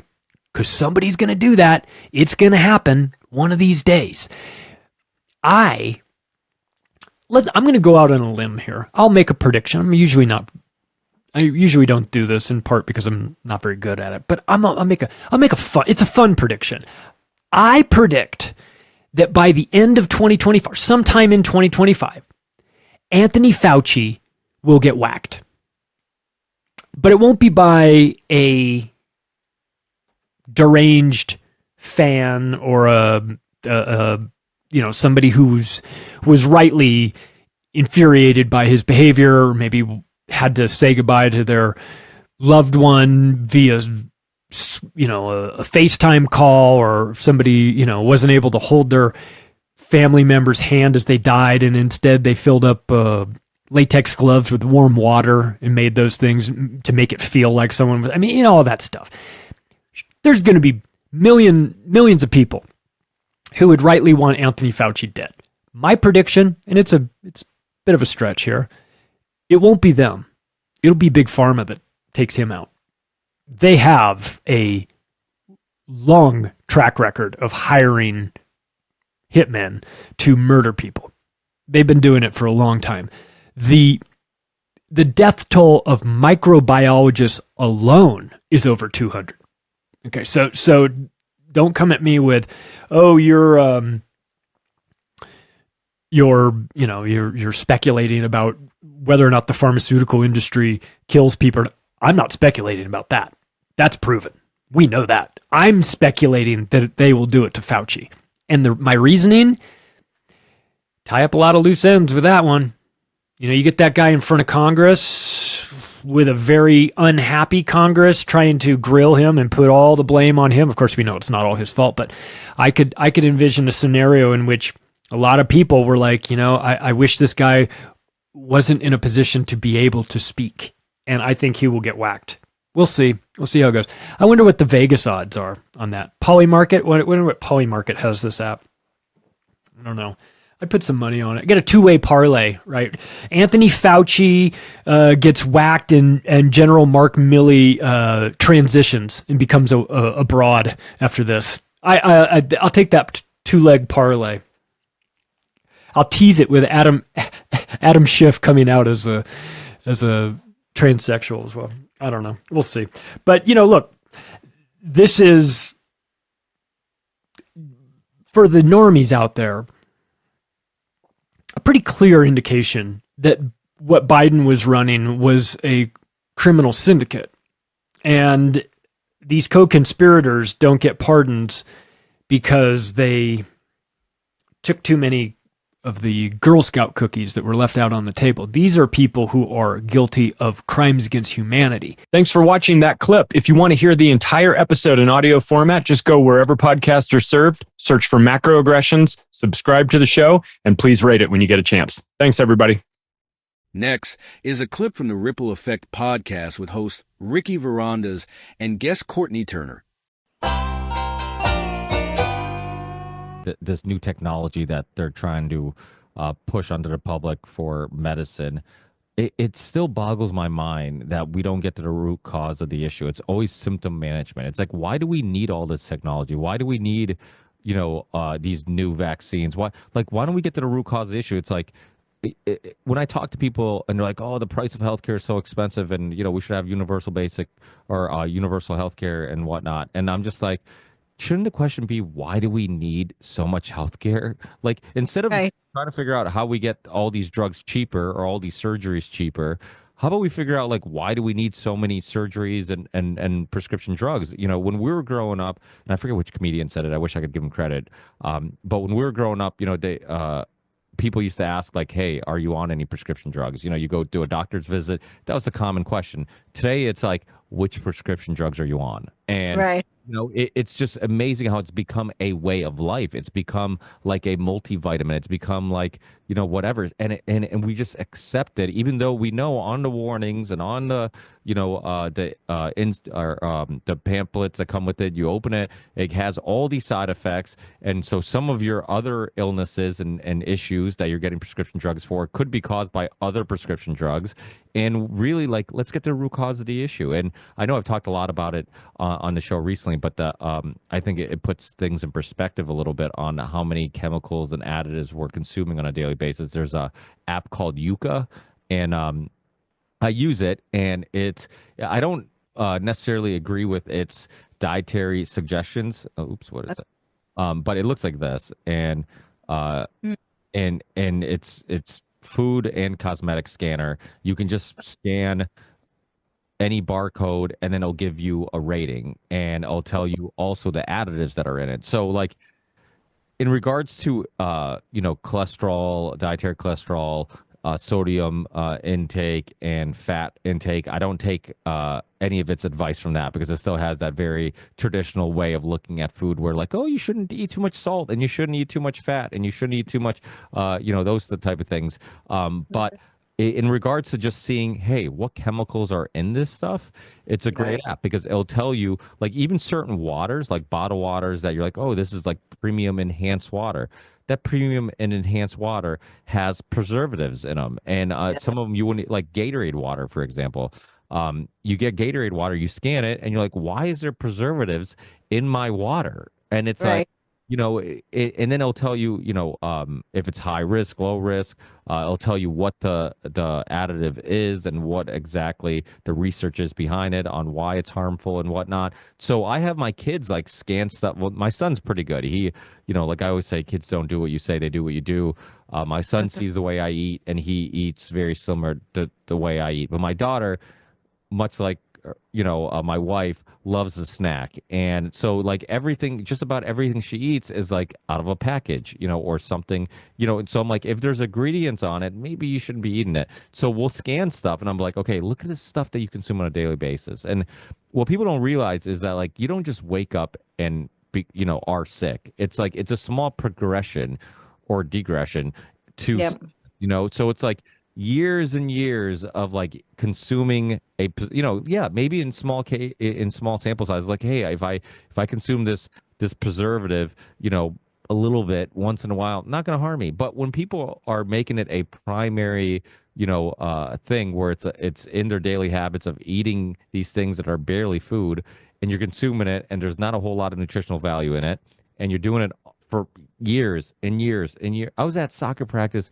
and one of the kids on the team, his dad was telling me that his son doesn't drink water. And I'm like, what do you mean? He's like, oh, he only drinks Gatorade. And I'm like, what do you mean he only drinks Gatorade? He's like, yeah, he won't drink anything else. And then a mom that was next to me is like, yeah, when he came over to my house, I had to go get him Gatorade because he wouldn't drink anything in the house. And just because we wanted to give him, you know, want him to be comfortable and drink whatever he likes. And the only thing, I'm like, what do you brush your teeth with Gatorade? Do you shower with Gatorade? I'm like, but that's, you know, and the parents, it's not their fault. Like, they throw in the towel, and they're like, okay, this kid's pushing back, you know, if whatever, you know, if it's on the market, if they sell it in grocery stores, if athletes, you know, according to the TV commercials and the games, because they're pouring Gatorade on their coaches or whatnot, if they're consuming this stuff, it can't be that bad, right? It can't be that bad. So my kid can drink it every day. It's like, it's a lack of knowledge and a lack of, you know, it's just a little bit of ignorance on the topics. But it's like, long term, the amount of sugar and preservatives you're consuming, like, and who knows how sensitive you are to these things. That's why they don't even do blood. Like, I forget which podcast I was listening to, and they were talking about how insurance companies won't pay for your blood work. And it's like, that's absurd when you think about it. Like, there's a lot of things you can just supplement with vitamins. Like, maybe I'm vitamin D deficient. Maybe I'm this deficient. You can fix a lot of things by doing blood work and kind of figuring out what you're deficient in. And instead, it's like, no, just consume all this big food, big pharma propaganda. Take the stuff they tell you to take, and then when you feel like crap, come to the doctor, and they'll write you a prescription. And it's just absurd. It is absurd. And it's also absurd that, like, even something like Gatorade, when you go to other countries, they don't have all the garbage that we do, even in Gatorade. I'm not saying Gatorade is the best. I mean, it would be great for them to drink water and, even real juice, like things that aren't, synthetic. But when you go to other countries, like, they don't have all these crazy dyes. Their red comes from beets. They're actually getting nutrients from the color, because it's coming from vegetables. So I think if we just went back to that was one of the things I really did appreciate when Trump was working at McDonald's. He was totally just trolling, and it was hilarious. He is really funny. I will give him that. But yeah, he was there, and he was like, "We're gonna bring back tallow to." Fast food fries used to just be real potatoes, not GMO potatoes, real potatoes, and it wasn't even organic, but because they didn't use all those pesticides, they didn't have to have the official label.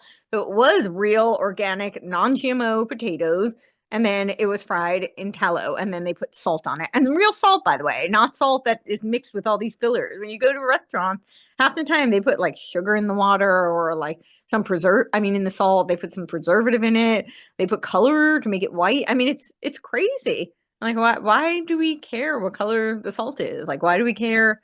Yeah, it's so all that to say that even things like Gatorade, I'm not advocating that kids live and subsist on great Gatorade, but in other countries it's not as poisonous as it is here.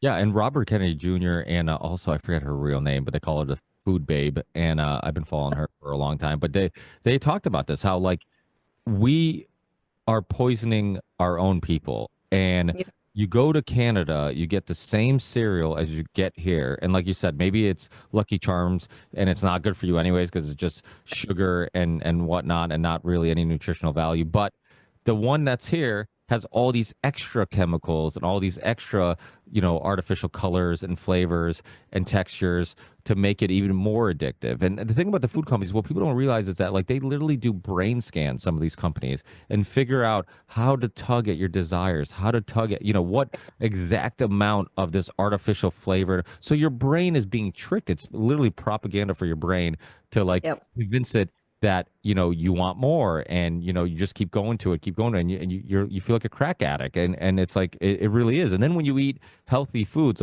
so I've been doing the ketovore, I call it ketovore. It's mostly high fat, high protein diet, mostly animal meats and eggs and whatnot. That's 99% of my diet, and with time to time a salad and whatnot. And I use Primal Kitchen stuff because it's the only dressings and sauces and stuff that's not bad for you. It doesn't have seed oil and whatnot, or sugar or whatever. And that's the way I eat. And I've been eating like that forever, and all my joint pain gone. In my 20s, I had the worst joint pain ever. Had to ice my knees after squatting or playing basketball or soccer or whatever. Now, turning 40 soon, zero joint pain. Any joint pains from just typical joint pain of playing for a long time and just being sore, right? Or just having a good workout, being a little sore. But that's it. And and all the cancer benefits of it. Glucose is energy source for cancer. You remove glucose, you can starve cancer. You can even possibly prevent it. I've had Dr. Thomas Seyfried on the show, who wrote the book Cancer as a Metabolic Disease. And so it's so much of our issues are dietary, but yet we let these food companies put all this extra stuff in our food, and then that same food company will give better, healthier products to other countries while poisoning our own people. It's just it's insane. And it's the EU, they ban a lot of the stuff that we use here, and here it's you're innocent until proven guilty. So even with the food companies, throw this thing in the food, and unless somebody can later prove that it's unhealthy, we're just going to assume it's healthy, and it's fine. It's crazy. Or even if we Now we take a look at this week's episode of New World next week with James Corbett and James Evan Pilato.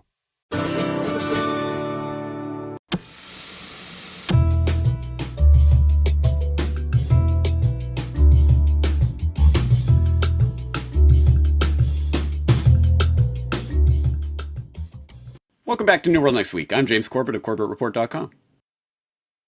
And I'm James Evan Pilato of MediaMonarchy.com. I do not feel that there is any threat at this time Good night, everyone. No, just kidding. We got that story plus Chat GPT Gov. But first, again, a lot of decades keep happening next week again. Trump says U.S. will take over Gaza Strip. President Trump said on Tuesday that the U.S. would take over the Gaza Strip, a surprise announcement he made while speaking with reporters at the White House during a press conference with, yes, Prime Minister Benjamin Netanyahu. Again, none of this is a surprise. The U.S. will take over the Gaza Strip and we'll do a job with it too. We'll own it and be responsible for dismantling all the dangerous unexploded bombs and other weapons on the site, leave the site, get rid of the destroyed buildings, level it out, create an economic development that'll supply unlimited numbers of jobs and housing for people of the area. That's a quote. The president said earlier that the Palestinians must be removed from Gaza permanently, making it clear the plan will involve the ethnic cleansing of the territory despite strong resistance from neighboring Arab states. The plan also implies that the U.S. would rebuild Gaza for Jewish settlers.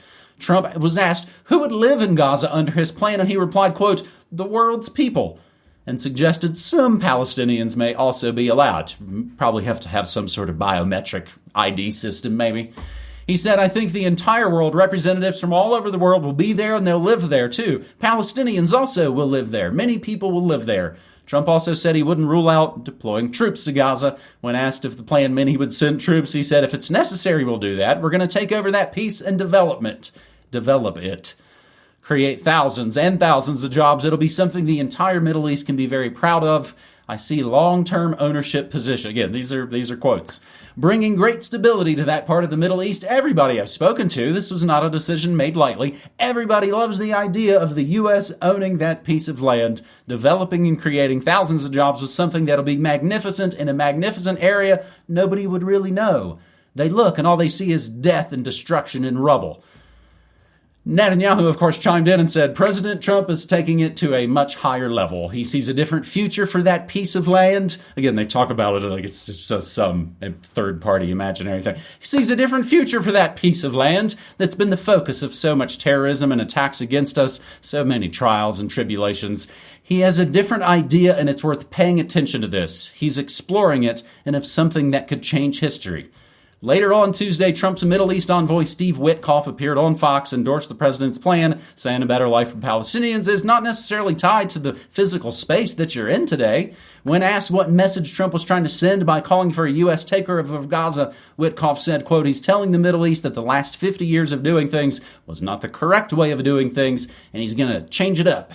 Secretary of State Marco Rubio also endorsed the U.S. takeover and ethnic cleansing of Gaza. Gaza must be free, all caps, from Hamas. As Trump shared today, the United States stands ready to make Gaza beautiful again.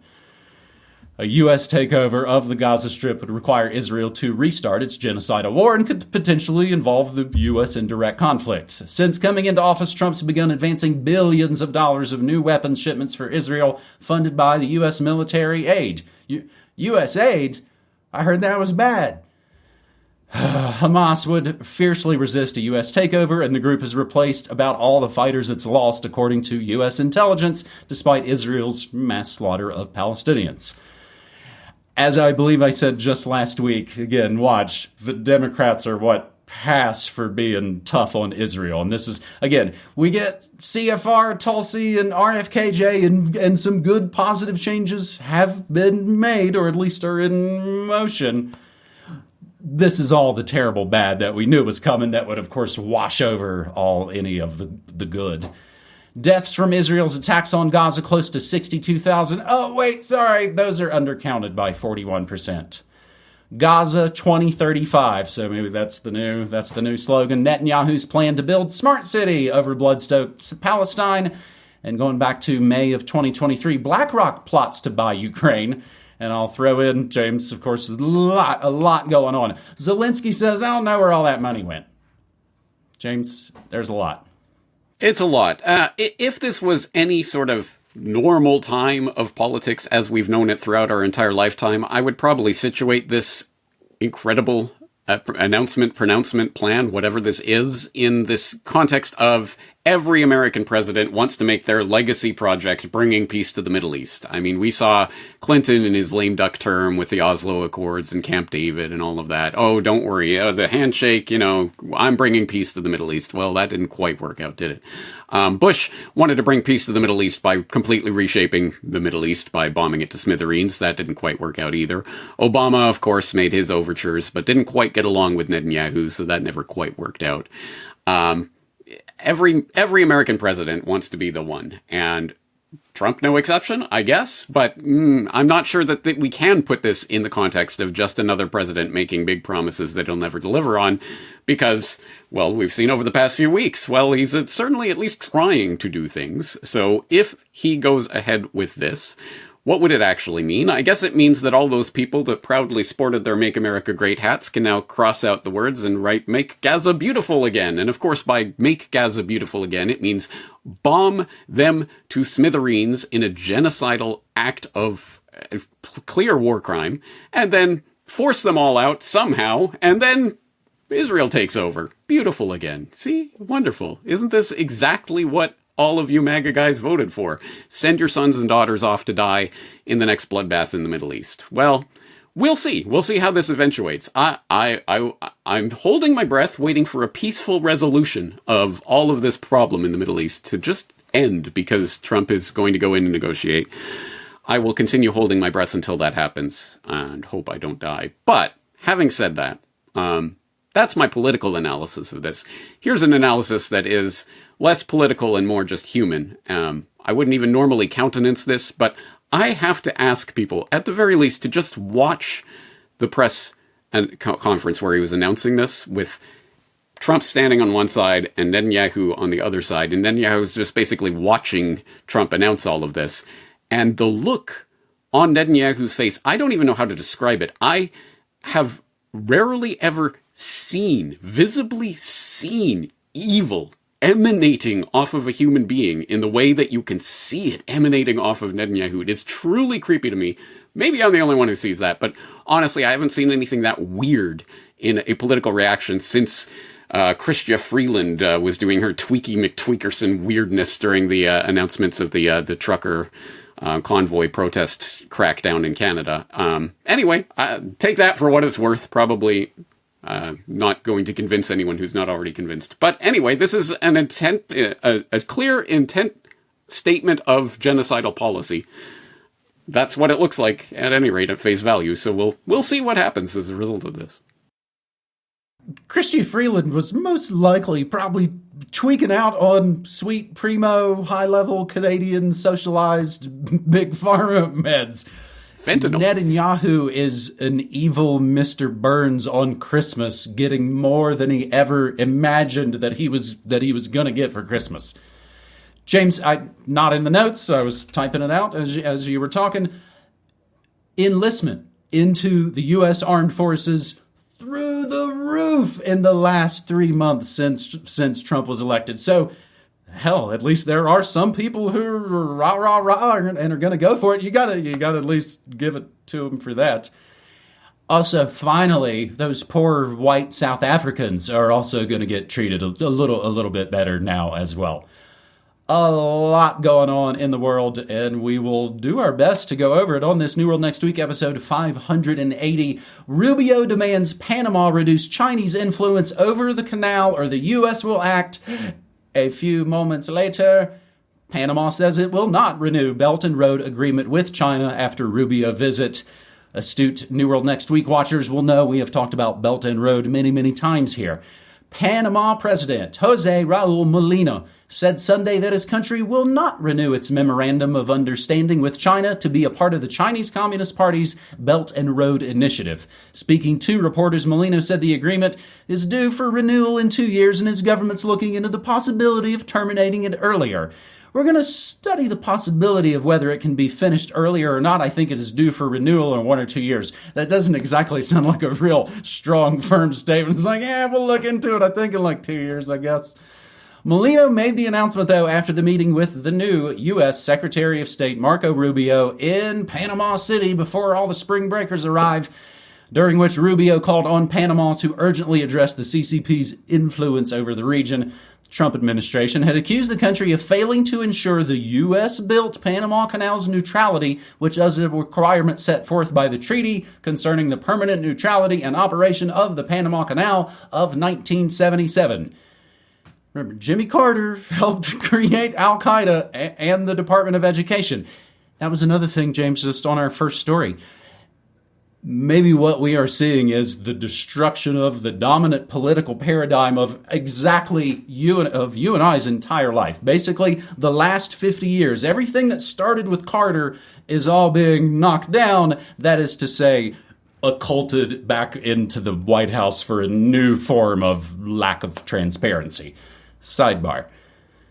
The treaty paved the way for the United States to hand control of the canal to Panama in 1999. I do not feel that there's any real threat at this time against the neutrality of the treaty, its validity, the Panamanian leader said. Panama signed the agreement to join China's global infrastructure project in 2017 under the former administration of President Juan Carlos Varela after it severed diplomatic ties with Taiwan. James, basically every country that isn't Russia or Israel has pretty much immediately caved in some way to the new bellicose U.S. administration. That is right. And you were almost exactly right in what you say there. The last 50 years, I would just go a little bit further. The last 80 years of political reality is absolutely being pulverized in front of our eyes right now. I hope people understand the significance of what is happening right now, why it is happening, what it means for the long term. I will have more to say about this in the future, obviously, but I would hope people would start with an interesting document dossier that was just published to the National Security Archive on the Panama Canal Treaty Declassified, where they go through White House briefing memos, meeting minutes, telephone transcriptions, security documents, etc., talking about the story of the Panama Canal Treaty and how the handover came about, essentially going not just back to Carter, but all the way back to Kennedy, who wasn't able to push this forward. He didn't even want to negotiate on it because he knew he'd never get 2/3 of the Senate to hand over the Panama Canal. For what reason? Why would there be American interest in that? It talks about the subsequent LBJ negotiations, how that bled into the Ford and Nixon eras, and then ultimately towards Carter and the ultimate signing. And it quotes such people as, say, Henry Kissinger, who had an interesting part to play in this during the preparatory phases of what was eventually signed under Carter, but started, as I say, before that point. It says, for example, continued U.S. control of the Panama Canal looks like pure colonialism, Henry Kissinger advised President Gerald Ford during an NSC meeting in May 1975, 50 years ago. Internationally, failure to conclude a treaty is going to get us into a cause célèbre with harassment, demonstrations, bombing of embassies, Kissinger warned, according to a declassified memorandum that's being published by the National Security Archive. And people might remember, or maybe they don't, back in 1964, the riots in the Canal Zone that led to U.S. servicemen killing 20 Panamanians. This is, I mean, it's a big deal what is happening right now, and the back and forth that's been going on about this for a while. It's just, it was nicely put away when it was that treaty was signed in 1977, right? Or so people thought.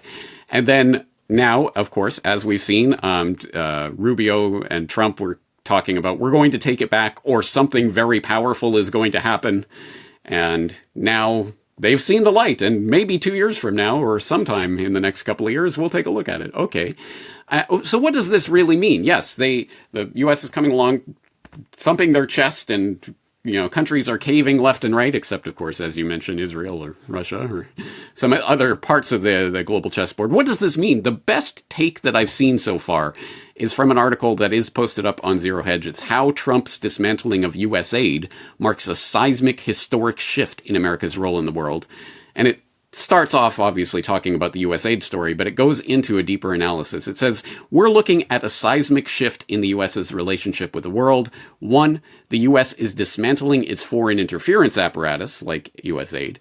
2, Marco Rubio stating that, link, we're now in a multipolar world with multi-great powers in different parts of the planet, and that, quote, the post-war global order is not just obsolete, it is now a weapon being used against us. And 3, the tariffs on supposed allies like Mexico, Canada, or the EU. This is the US effectively saying, our attempt at running the world is over. To each his own, we're now just another great power, not the indispensable nation. And it goes on to say, hegemony was going to end sooner or later, and now the US is basically choosing to end it on its own terms. It is the post-American world order brought to you by America itself. Even the tariffs on allies viewed under this angle make sense, as it redefines the concept of allies. The Americans don't want, or maybe rather can't afford vassals anymore, but rather relationships that evolve based on current interests. Acknowledging the existence of a multipolar world and choosing to operate within it, rather than trying to maintain an increasingly costly global hegemony, couldn't be delayed much further. It looks messy, but it's probably better than maintaining the fiction of American primacy until it eventually collapses under its own weight. Yep, the 80 years of post-World War II global order as it existed is being pulverized before our very eyes.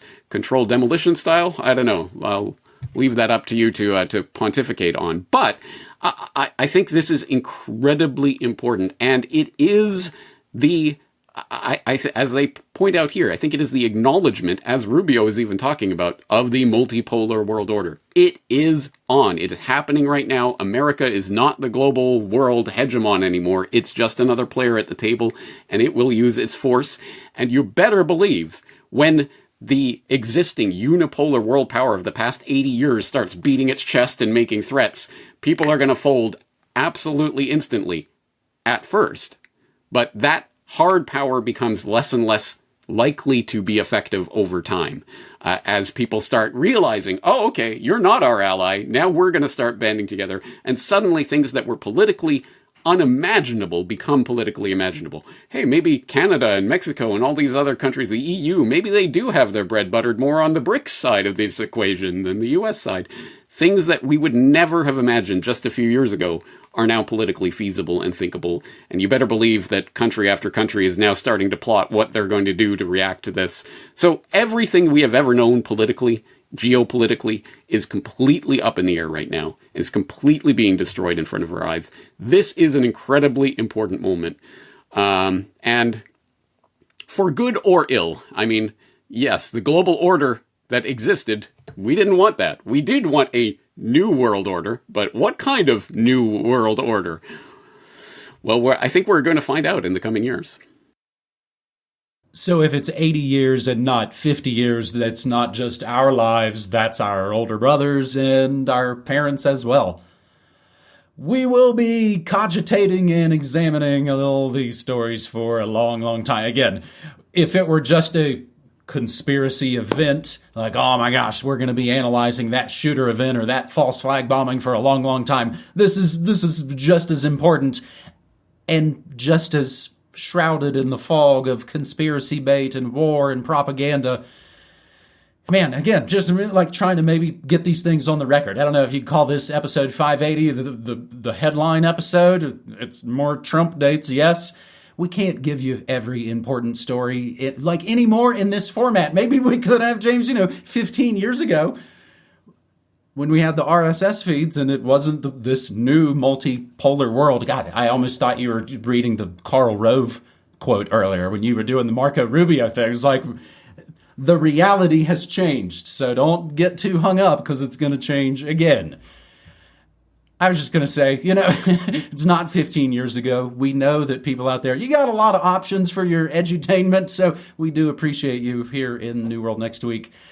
Our final story, just a few things we've been following recently. Google torpedoes no AI for weapons rules. This from the always snarky, theregister.com. And again, everything we talk about is always listed down in the show notes. So if you can't share these episodes with your older brothers or your parents, you always use the links.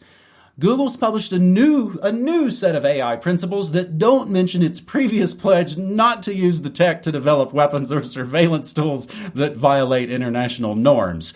PitchEye's 2018 Declaration of Principles, James, it's like Citizen Kane, destined to fail. So let's make sure we write it down. Added a notice advising readers that as of February 4th, 2025, Google has made updates to our AI principles that can be found at ai.google. I didn't know that was the thing. These updated principles don't mention applications Google won't work on, nor pledges to not use AI for harmful purposes or weapons development. Are you keeping up with me? Meanwhile, Google's rivals happily provide machine learning models and IT services to the United States military and government at least. Microsoft has argued America's armed forces deserve the best tools, which in the Windows giant's mind is technology. I mean, Amazon's the exact same way. OpenAI, Amazon, IBM, Oracle, and Anthropic work with Uncle Sam on various projects, even Google these days. The internet titan is maybe just less openly squeamish about it. James, do you want me to fly through all these and I'll throw it to you at the end? Yeah, just plow through. The aforementioned OpenAI debuts ChatGPT Gov, yes, for governments. This from the newly kind of strange activistpost.com. They changed hands. I'm not used to it, man. We believe the U.S. government's adoption of artificial intelligence, including initiatives like ChatGPT Gov, can boost efficiency and productivity and is crucial for maintaining and enhancing America's global leadership in this technology. ChatGPT Gov. Doesn't the G already stand for government? Is a chat government patsy training? You have to double check me on that. Again, James, you're listening to The Morning Monarchy. You're seeing some of my wild cover art that I am creating using AI-free platforms. I'm enjoying the AI audiovisual stuff really just almost, I hate to say it, it's just for the lulz. It's like, do you remember the G.I. Joe things in 2000? Body massage. And there were just the Dadaist, goofy-ass parody nature, plunderphonics, negative land, pranks. People out there, punks, know what I'm talking about. But I don't want to hang out with it. This is the weirdness. Like, man, this used to be friends that would get together and do pranks and do pictures and do art and do parodies and music and all those things. But now, it's bizarre. Not saying it's kind of bad. R.I.P. Keith Harmon, courageous investigative journalist who exposed lies regarding the Rwandan genocide, which has flared up big time in the midst of everything else flaring up. Congo enters chaos spiral as Rwanda-backed insurgents invade. Meanwhile, the Sweden undersea cable follies continue. Sweden says no sabotage in Baltic Sea cable damage, releases seized ship, but Russia... The mainstream media narrative of Russia's shadow fleet vessels traversing the Baltic Sea in a clandestine anti-NATO operation to sabotage vital underwater communications cables linking European nations continues to unravel at a rapid pace. Again, we're not in the business of defending them, but it's just we go where the evidence follows. Swedish authorities have issued the results of their official investigation into Malta-flagged Vesien ship following the discovery of damage to a fiber optic cable between Sweden and Latvia on January 26. Authorities had immediately seized the cargo ship on suspicion it intentionally damaged the cable. But in a sudden turn, just 2 days ago, the Vesien has been released after the investigation found no wrongdoing. It was not the result of sabotage or any international plot, or intentional plot, I should say, investigators now say, as we had said before. And yes, a CIA front agency comes in from the cold to use intel speak. U.S. aid to merge with the State Department and face cuts. They're going to merge with face cuts? James, the robots aren't good at writing these headlines. I swear. I should show you. I got one from Billboard the other day after the big Grammy Awards on Sunday night.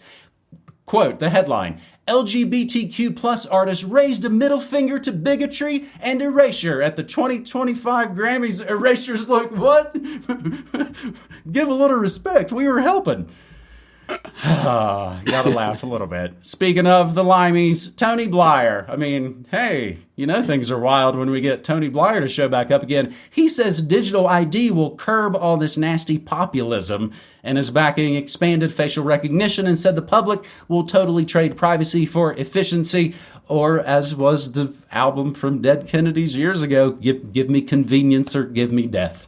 James, oi.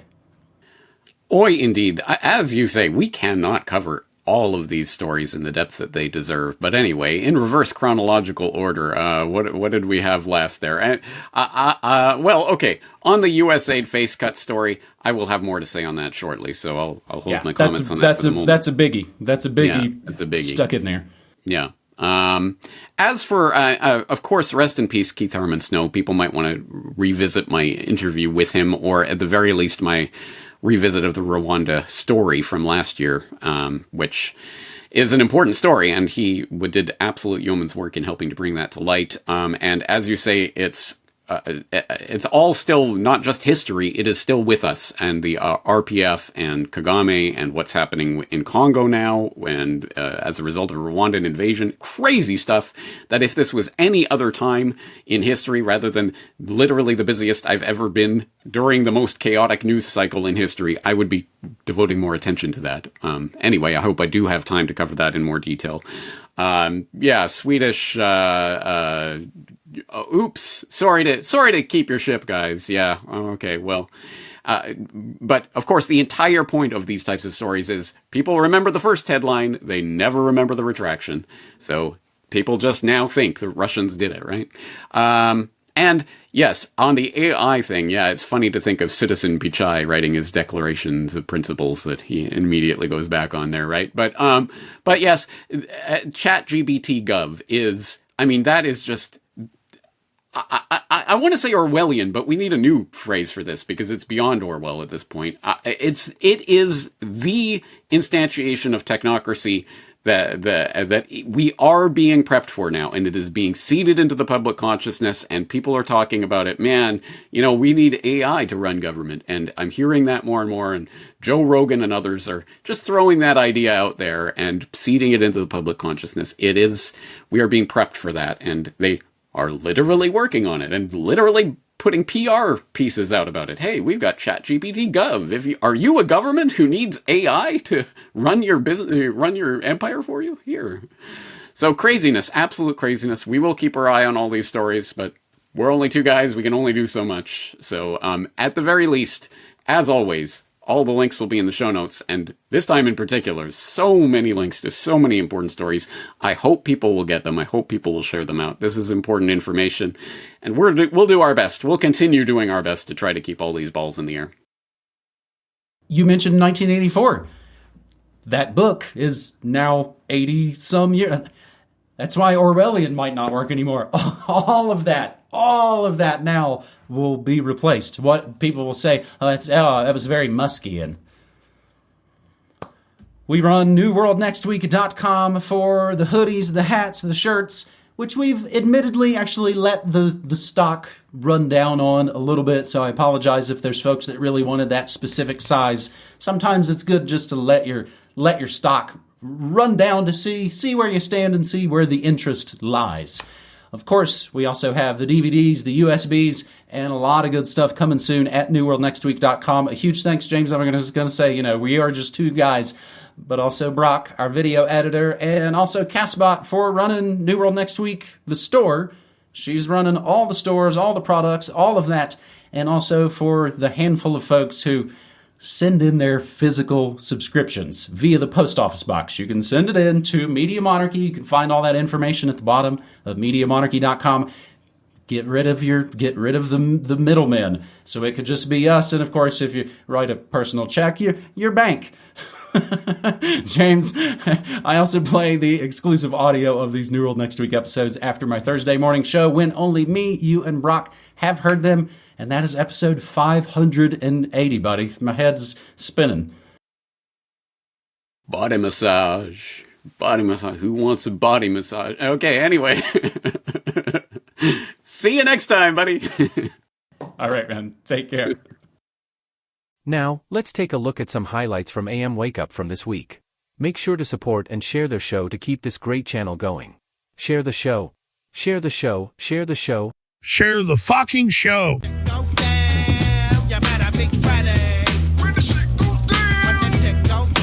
informative as we would frequently go to Korean barbecue. So recently, an article came out saying that men might be less inclined to consume vegan food due to it allegedly appearing less manly. In what world? And as a proud member of PETA, I just want to dispel that myth because there is absolutely nothing feminine about our organization. Quite the opposite. Just yesterday, I was coming from my potluck. Masculine ritual. When Rachel's partner asked if there was anything other than soy casserole. Rude. That's when I stood up on a chair and said, attention, someone thinks they're too good for the casserole I took hours to make. Controlling the situation, very masculine. The man whose house we were at then said, who is this guy and who invited him? And that he's bringing out the wings temporarily. What? So I began ripping up every paper plate while yelling, if you don't want to eat the casserole, everyone can starve. How about that? Those aren't easy to rip either. It took me 3 attempts when I was having a similar masculine outburst. Honestly, if you look up masculinity in the dictionary, you're going to see me last week because after disrupting a barbecue, I decided to top it off with throwing some red paint at women's fur coat. Nothing feminine about that. When a man demanded that I apologize to a 7-year-old wife. She did the crime, she can do the time. So after denying the request, he got in my face and said, why don't we step outside unless you're chicken? But after a couple minutes of me explaining we don't use the C word anymore, the man's wife said he's not worth it, and they just went back inside the event. Didn't want that smoke. I rode my recumbent bike back to the clubhouse to tell the ladies what I'd accomplished, but they weren't listening to me, so to control the room, I stood on a chair and said, excuse me, I have something I would like to say. I bet that got their attention. Not quite. So after explaining a second time, using claps and snaps this time, my mentor Brienne turned her head and said, good work, man. Not good work, woman. Good work, man. Not surprised. Ah, lovely. Lovely.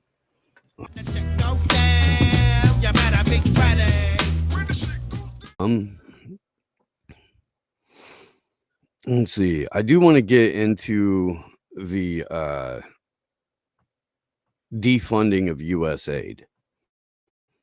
And before I play any of the clips, I want to go through Whitney Webb's analysis of this particular situation.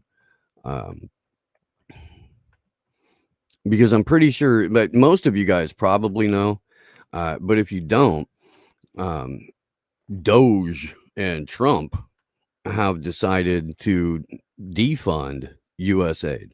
U.S. aid historically has been one of the non-governmental organizations that has played an integral role in helping to overthrow perfectly legally elected governments all over the world. They're a terrible, terrible organization. Yeah, and the Marilyn Manson rib removal thing. Yeah. So it's a good thing. It's a good thing that they're quote unquote defunded, but they're not. What's happening is they're actually getting rolled into the State Department under one Marco Rubio. Let's take a look at this from Whitney. Well, it's true, U.S. aid is an intelligence cutout, is engaged in financing regime change and other terrible things. I feel the independent media focus on U.S. aid being quote-unquote dismantled, actually just going to be rehoused at the Rubio-run State Department, distracting us from the fact that Musk is trying to turn X into the everything app and wants to run more than half of the U.S. financial system, and which is launching payment rails this year. We've talked about that. Just gained access to Americans' private banking information via the U.S. Treasury system. The Everything app model, embodied by the infamous WeChat, effectively a public-private app used to surveil people's communications and financial activity with often Orwellian consequences. U.S. aid absolutely sucks. We need to keep our eye on the ball as big tech oligarchs beget techno-tyranny, and will do so very easily if we fail to scrutinize them and pay attention to things they're openly building. Musk in his new role does not have to divest from any business interests, including X, and he can easily use Doge or any or other means to fulfill his everything app desires, and kingmake companies which he owns or controls, or in which he's deeply invested. 100%. Yeah, and because, you know, it's the internet and people are stupid out loud and also really don't like Whitney, had to include this. No, saying U.S. aid, which I believe should be dismantled, is the focus of hype around current Doge activities, and that we should also pay attention to the recent news that they just obtained practically every American's banking information at a time when the man leading Doge is trying to turn one of his companies, which he's not required to divest from, into a core component of the U.S. financial system. That does seem to be fairly pertinent information. It really does.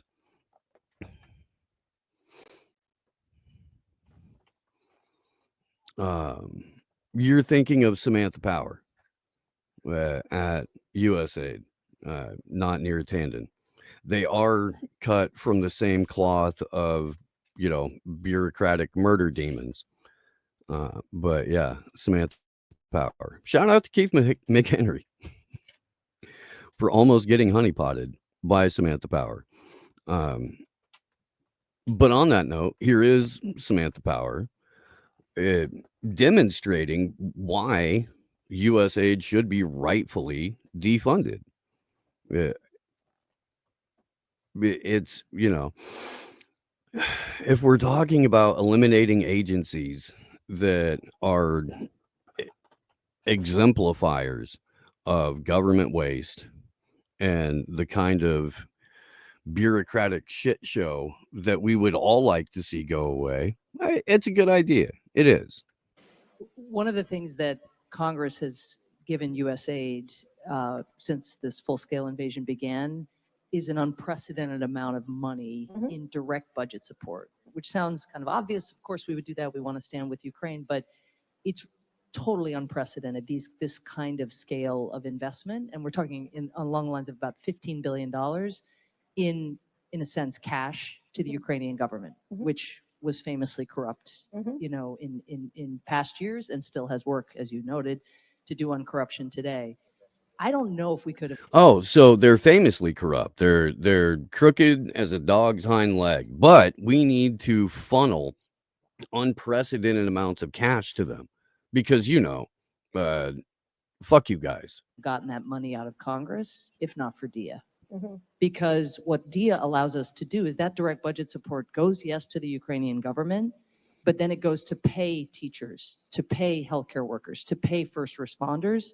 And there's a digital trail. It's not, some official deciding this or that. It actually is going directly into the bank accounts in a manner that it would have been untraceable in a prior regime. So you can refer to the current government as a regime. Yes. Correct. I guess she was,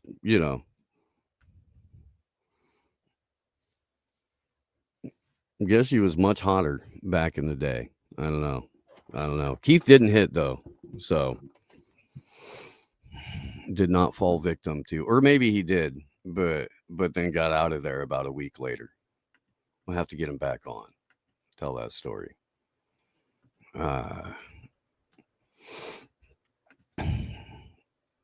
So there's, obviously going to be like point counterpoint to the whole USAID thing on the narrative management side of it over at the Morning Joe show. They are very, very upset. The fact that CIA cutout, intelligence cutout, destabilization organization like USAID has been or is about to be defunded. This is fucked up. Let's underline something that is good for every Republican in Washington, D.C., including Donald Trump, to know, to hear, and to understand on what Elon Musk is doing right now.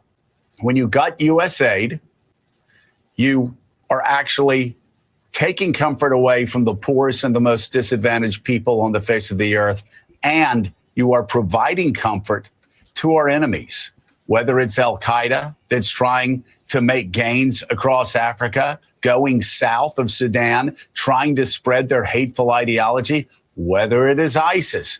So we've got now Joe Scarborough and Morning Mika, who told you flat out, telling you guys what to think is our job. Famously, Mika said that.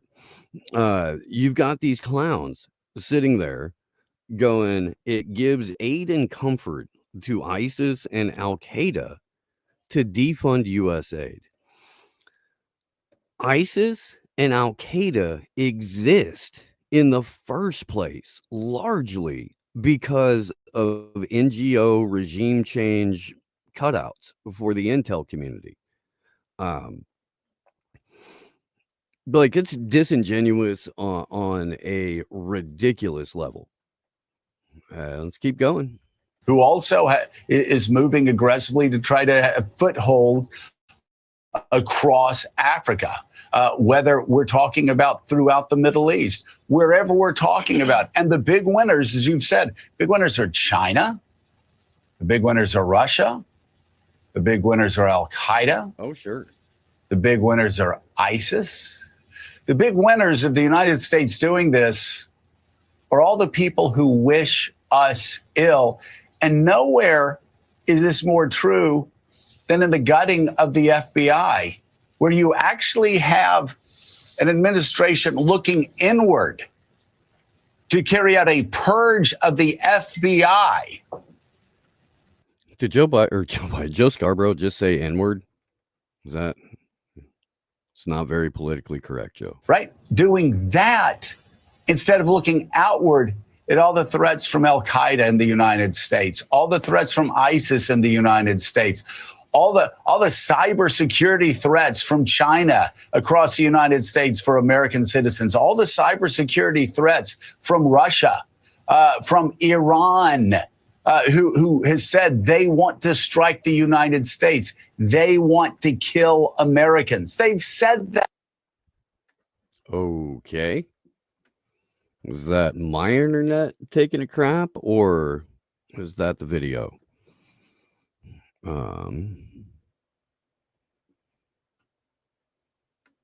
Yeah, okay. Whiny freaking Joe Scarborough. Nobody cares, dude. Nobody cares. Oh no, we can't not give unlimited taxpayer money to a regime change and destabilization outfit that we call USAID. No, that's terrible. But Whitney's right in that whatever fanfare is being given to Doge for this needs to be put in context of what Elon Musk is and is trying to do. Which again, is to reverse or copy WeChat. Had the opportunity to join Robin last night on Courage is the Cure, which is a very nice podcast out of Australia.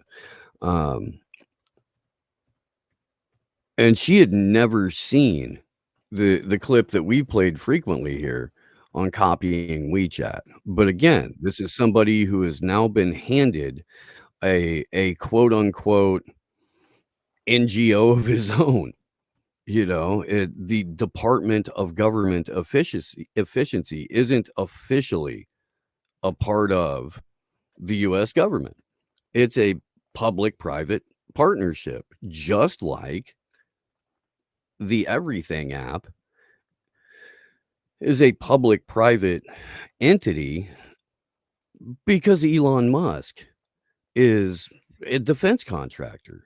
And thank you, Andy, for promoting Third Eye Carnival. I'm going to get into that here in a minute. I am when I get out of the U.S. aid segment. But just to remind you guys, in case we haven't beat you over the head with this clip enough. They have been working on an edit button for a year. Well, it's a tricky situation. And it's incredibly complex. Yes, good one, indeed. I mean, we don't even have an app that's as good as WeChat in China. And like in China, you can live on WeChat, basically. Mm-hmm. It's like, everyone's like, you live on WeChat, you do payments, you do everything. It's like, yeah, it's great. Basically, WeChat's kick ass. And we don't have anything like WeChat outside of China. So I was like, my idea would be like, how about if we just copy WeChat? Hey. Copy them.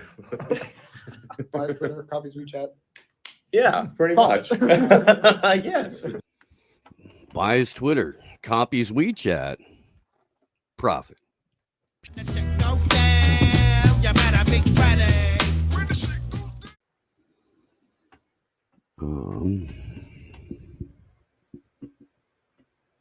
So a Black Hawk helicopter crashed into a commercial airliner the other day, resulting in the deaths of over 60 people.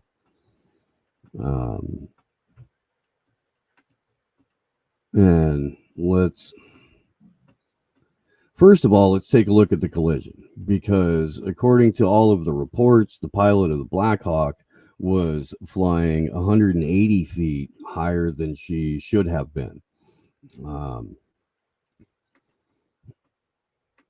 And ignored a couple of different warnings from air traffic controllers.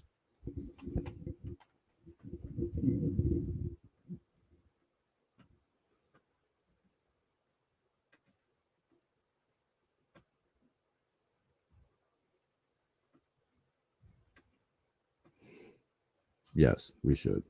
We should. But yeah. So you go, girl, right into a commercial airliner.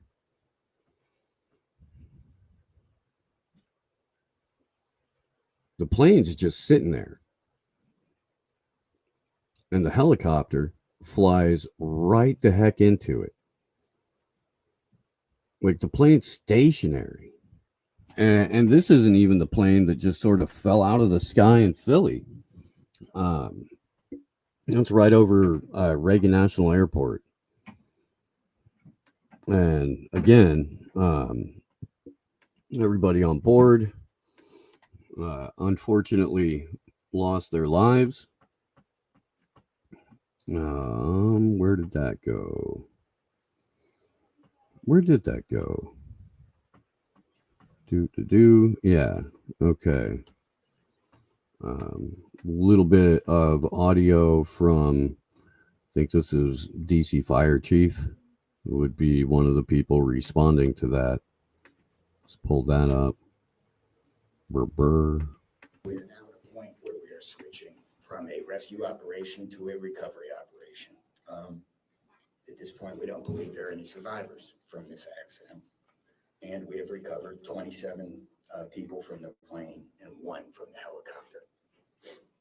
The district office of the medical examiner has lead on reuniting these bodies and these people with their loved ones, and we will continue to work to find all the bodies and collect them and reunite them with their loved ones. We should also acknowledge that the Virginia medical examiner and the Army medical examiner are involved in this operation and a very important part of getting people identified. We are now at a point where we are switching from a rescue. So, fully recovery operation. They scrubbed the social media of the pilot, whose name was Rebecca Loach, like that. Couple of anomalies with this particular pilot, including a very low amount of flight hours. The pilot had spent most of her time as an assistant in the Biden administration. Why does that keep going away? Let me freaking pull the thread up, dude. What's wrong with you guys? Oh, it's gone. Well, maybe that's why. Okay, here we go. Let's get into some of this.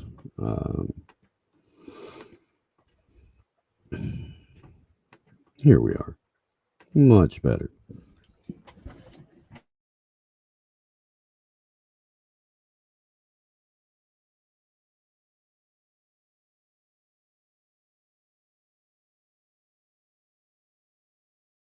Okay, maybe we can do this without my mic getting unplugged or losing audio from StreamYard in a different fashion. Maybe we can do that. Black Hawk pilot, Captain Rebecca Lobach, was the name being withheld. 60 people killed. Turns out she was Joe Biden protege. I don't know why it reminds you of Obama's chef, but seems like a nice young lady. But if she'd been a protege of the Trump administration, flew a helicopter into a passenger jet. Oh boy.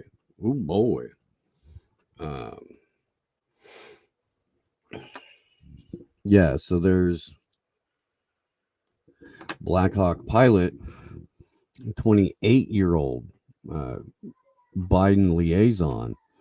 Also very inappropriate, the access Rebecca Lobach, military pilot, had in the White House. A lot of people in the administration expressing the same sentiment. Her family demanding special privileges apart from her fellow pilots who perished with her. Why was she more important than the servicemen in the helicopter with her? Why was her social media scrubbed? That's kind of wild. As a former military instructor, says Art Halverson, I'll tell you that Rebecca Lobach in no way should have been the pilot in command on that flight. 500 hours in 5 years is inconceivable. Pilot after pilot sounding alarm that her piloting that Black Hawk in high traffic is insane, unprecedented, suicide, and of course, DEI. Let's take a listen to this cat. Briefly, 500 hours of flight time is so low. I wouldn't turn anybody loose in any of my airplanes at 500 hours with passengers for hire or flying anywhere near a major airport or anywhere else for that matter. I think, quite frankly, 500 hours is just barely adequate to get yourself up and back down safely. I really do. And the reason why I know that is because I was a 500-hour pilot at one time.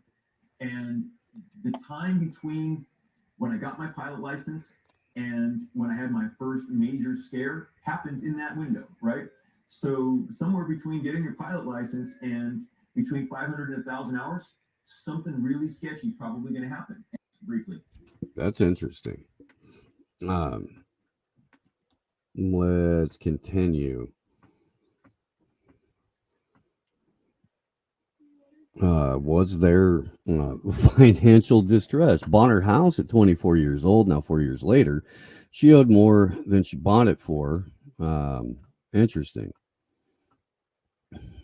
According to posts on X and some web reports, the Black Hawk involved in the crash on January 30th was described as a VIP transport, but it was also clarified that no VIPs or officials were aboard at the time of the crash. Instead, it was on a training mission or flying in a VIP transport capacity without passengers. It was identified as belonging to the 12th Aviation Battalion, which is known for providing VIP transport in the DC area, further fueling the VIP Black Hawk narrative. While it was a helicopter from a unit involved, not carrying any actual VIPs.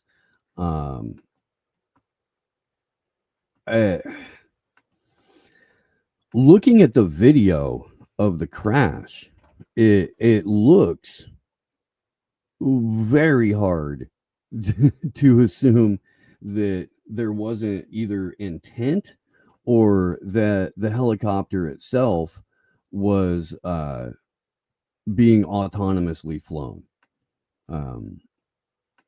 Shout out to Brian, guy with the GoPro Fishing Show, for dropping this link into the chat earlier. This is the DARPA-made autonomous Black Hawk.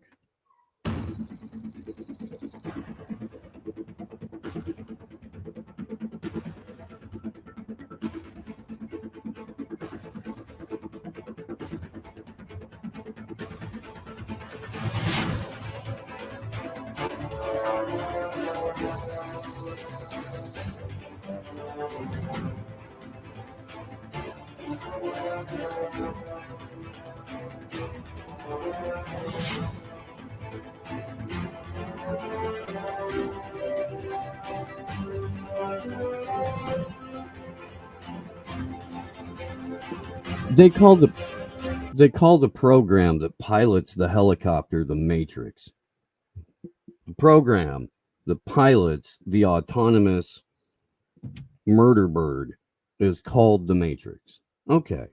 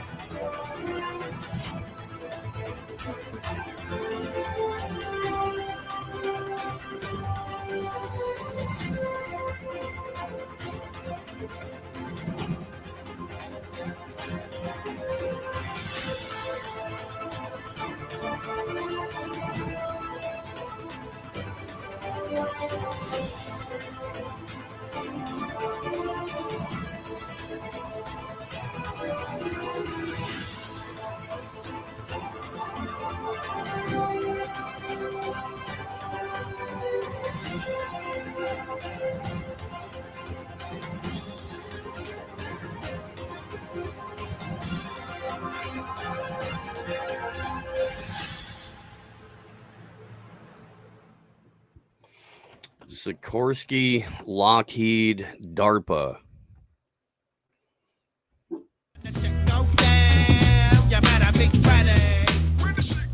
Pup, same thing. It's like you just don't let yourself like fully feel it all, but it's I mean, it's funny. I feel like we say this far too often these days, but it feels like it is actually increasing like day by day. Feels like there's more going on in such a, like an hour to hour. It's just crazy. Well, that's one of the reasons that I'm really stoked about today's show, because our guest has had his finger on the pulse on all this stuff for a very long time, and first time on the show, but no stranger to the audience. Presenter, artist, musician, all around genuine badass, Gareth Ike on the program. Mate. Good to see you, man. Good to officially meet you. Yeah, thank you. It's great to meet you. So I've you say I had my finger on the pulse. I really didn't, Ryan. I just heard you talk about your loss then, mate. I don't know what's happened there. My grandmother passed away. Really, kind of the like I said, the moral foundation of our family. She pretty much raised me and my brother, so it's been a hard time. But it was been a long process where it was kind of like we knew it was coming. So that was a little bit easier to handle. But overall, it was just still been pretty tough. But thank you for Still harsh, man. I'm sorry, really sorry to hear that, mate. Thanks, brother. But it's good to have you on the show, man. It's good to see you again. It's great to be here, mate. It's been a long time actually since I've seen you, mate. The world's not any less crazy. Moment by moment seems to getting more batshit these days. It's just like we're just joking about hour to hour. Yeah, I used to think it was just me, but I think I'm actually relatively sane, and everything else is just crazy. Right. I got told I had TDS today, and I was like, I've heard that before. What is that? Oh, that's Trump derangement syndrome. Oh, here we go. It's kind of moved, isn't it, from the crazy rabid leftist having TDS to now basically his supporters having TDS and not realizing it. I came up with a new word the other week to describe these people, Gareth, and they're not snowflakes; they're broflakes. That's pretty. It's not bad, mate. It's not I bad. like it. Yeah, it seems to baffle people online when I use that. They're like, "What? You aren't allowed to make a name for that." The woke right, Well, yeah, it's definitely funny because I think the Trump derangement syndrome is something that I don't think, I think it's been there from the very beginning, like on both sides of this, the way that both sides lost themselves in this whole conversation. But now I see them trying to, I think just Trump derangement works both ways. But I saw somebody now making it like TWS. It was like Trump worship syndrome or something. I think TDS works either way. But yeah, I see it across the board, man. It's pretty wild.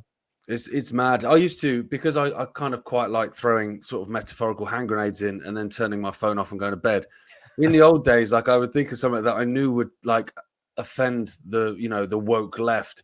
And I would just tweet something, sort of giggle to myself, turn my phone off and go to sleep, knowing that when I woke up, like I was just going to get loads of abuse, but thinking it was funny. Mate, now I do that with Trump.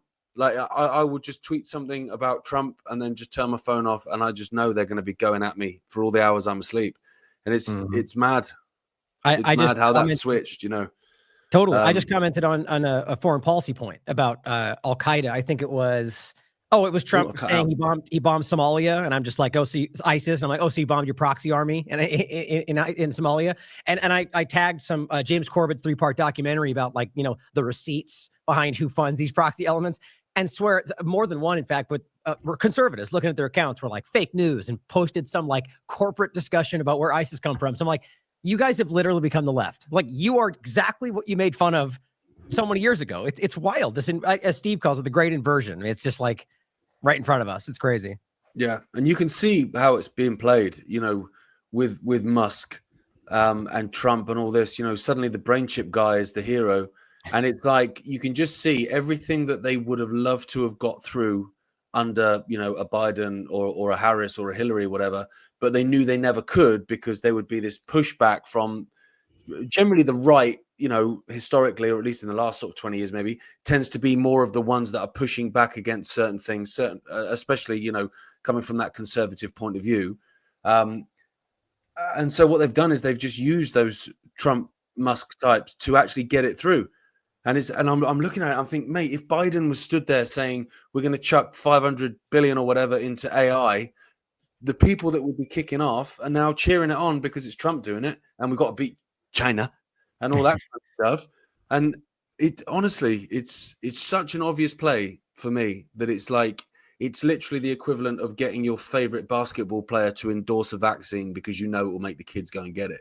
The same day that Doge announces they've found like 1.3 billion in wasteful spending lying around various parts of different NGOs, Netanyahu gets handed $1 billion from Donald Trump. So it looks like they've washed all that money and just given it directly to Captain Genocide. And let's not forget, if the general point is to cut costs, right? Like, that's the game they're playing, slashing it all. Well, you start out with a $500 billion project and $100 billion going forward, hand $1 billion to Netanyahu while cutting $1 billion. Like, we're already, whether you find $499 billion more in DEI, I doubt it. Like, so clearly we're still in the red. It's just funny that promise after promise continues to not actually fulfill. Or he just funded Ukraine, by the way. Haven't you guys saw that? Through Poland and Israel, he sent more weaponry to Ukraine after claiming the pause, and they all claimed it was such a win. It's everywhere. It's laughable, mate. It's got to a point now where, the US, I mean, this isn't a slight on the US, but Britain is exactly the same. We're all the same. But, you claim to be this bastion of morality and stuff. And it's like the US is now hosting a wanted war criminal, and not only just hosting a wanted war criminal, but going, you've killed like tens of thousands of people, tens of thousands of children over the last 18 months. Here's another $1 billion worth of weapons. Netanyahu's not going to use them as a doorstop. He's going to just drop them bombs on more kids. It's honestly, and the fact that people are cheering that on it kind of blows my mind a little bit, guys, to be honest. Yeah. It really is. It's the period of acceleration and inversion that we're in, where we're in the complete and total upside down as far as our politics go. There is no moral center in the U.S. anymore. As institutions, the churches themselves are corrupt, and there's been a war to push people into this like secular worship of the state. And we've been reduced to being called tinfoil hat crackpots or black pilled doomers. Black pilled, I like that one. Noticing, and so, the people who were, I guess, defending conspiracy culture just a year ago, just a couple of months ago, have now turned into, the screaming blue-haired student aid.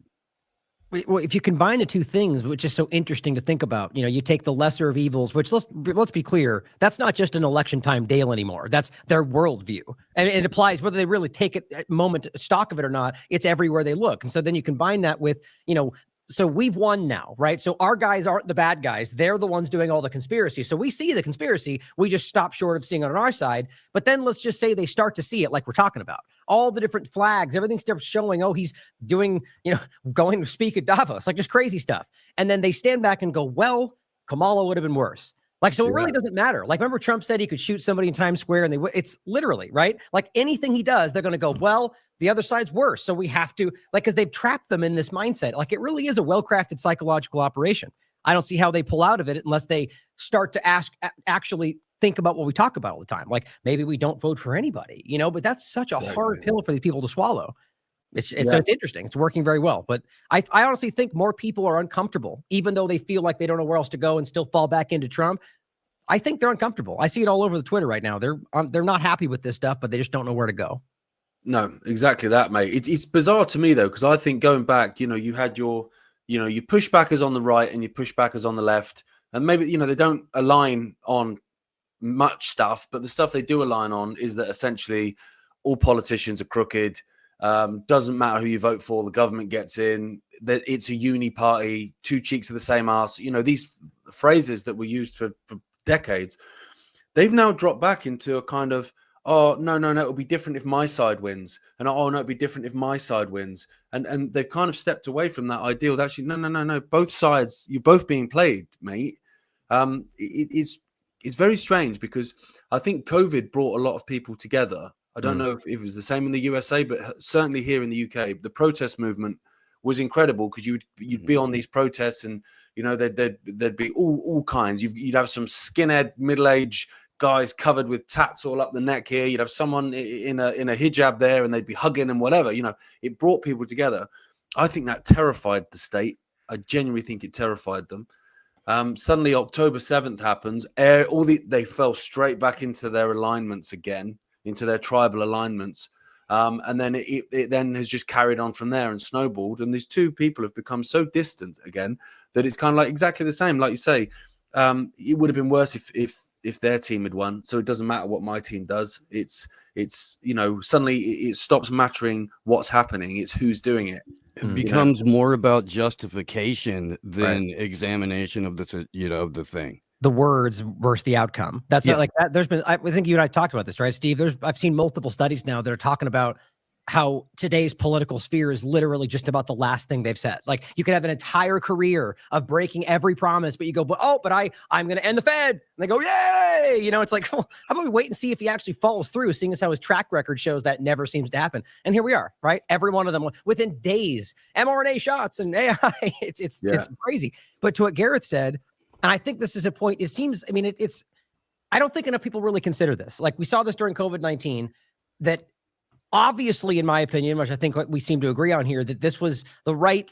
I think Trump was pretty much put in that position, like today, because it was obvious to see that the right was going to be the most resistant to everything rolling out. And that did largely pacify them even into today.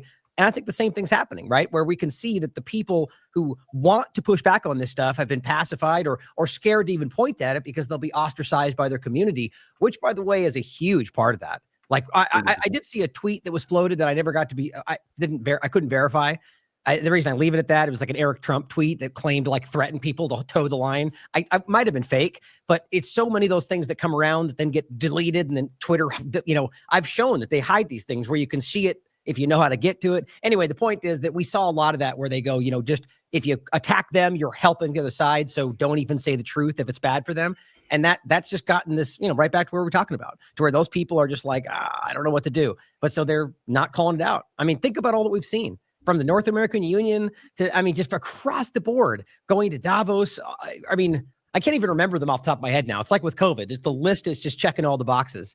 I don't know how they get away with it, man. It's crazy. This is the executive order for anti-Semitism. Sorry, go ahead. Yeah, the Sovereign Wealth Fund, where you can hear Howard Lutnick, billionaire ultra-Zionist, one of the 13 billionaire ultra-Zionists in Trump's cabinet, saying, if we sell 2 billion COVID shots, we should be able to capitalize off of that.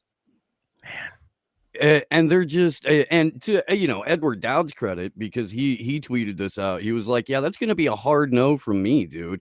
And saying like we get a couple of steps forward and then massive steps back, so people really are picking up on what's happening. But like you were saying, Ryan, they don't know where to go, and where you go is like internally, and you take care of your family first, and then where you can fit in to help secure your community from the state, then you do that. But you don't run directly to the loving arms of the state when they're doing this crap.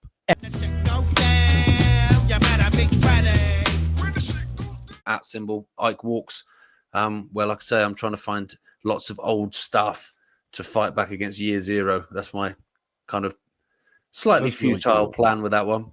That's really cool. And that's something that I've noticed, when just driving around or visiting towns that I used to go to a lot 20, 25 years ago. I don't recognize anything anymore. No. It's just, concrete, glass, and steel, and boring, soulless, almost Soviet era architecture. Yeah, That it's the they're same here, calling mate. modern. Yeah. Same here. I mean, the 60s, they talk about the swinging 60s and all that kind of stuff. Basically, I was talking to my dad about it not that long ago, and he was basically saying that in the 60s, it was like, we're told that it was like this freedom time and it was amazing. But actually, obviously, you've got all the whole Laurel Canyon stuff in the States. But here as well, it was completely corrupted in the sense that anything old was bad. Anything new was amazing, even though it wasn't. And so they basically just demolished so many of the real ancient, like hundreds and hundreds of year old buildings here, just demolished them and replaced them with prefab concrete, which they've now since knocked down again because it's dangerous. And just it's the same glass and steel, mate, as far as the eye can see. Ugh. It's totally lifeless, like a dystopian movie, basically, which is what it is, if we're honest.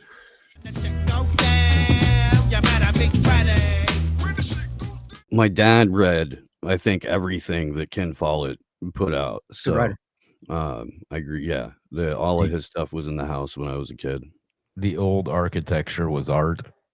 Yeah, it really done was. in a way that was aesthetically pleasing. So Walmart had a grand opening of their headquarters here because they've done $1 billion headquarters. They're trying to match Amazon, and when you drive by, it's taken 6 years, I believe, to do 400 acres, and it's like a prison. Everything's square, a box, dark, drab, depressing. They even have apartments for associates. I mean, They have what, 2 think apartment about it. buildings for Walmart associates. Why would they care to make it nice? They don't care, right? They have no interest in trying to show off their build. They're like, it's not even about that anymore. Which is sad. It's not painted like Walmart blue. You'd like to be bright and uplifting. It's all dark, drab. It's just some parking garages, some apartments, big AC units that are machinery. It just looks like shit. I don't give a fuck who hears that Walmart. The Walmart thugs are going to come after you. Well, I don't think it I don't matters. know. They're right down the street. I don't know. They might show up. Yeah, maybe they're listening. Fuckers. But I don't think they care anymore though. Like if you think about things like that, like a Walmart, like probably like borderline too big to fail at this point. So it's like, who fucking care? Because you would argue at least even like advertising would be important. Like why not put their name along the whole building? I don't think it matters. I believe Walmart's too big to fail due to government assistance and welfare. Right. And a lot of things like they're in a way like these, because these are massive multinational corporations at this point, so they've got their fingers in a lot more than we realize.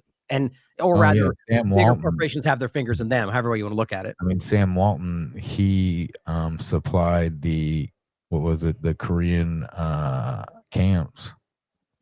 Sam, who's Sam, a Walmart guy? Yeah, or was it World Founder? War II, founder? right? I didn't know that. Yeah. Yeah, he supplied the internment camps here in the United States. And that was a while ago, right? Think about today. Yeah. So like they've been military ingrained since the beginning. Walmart and the DOD.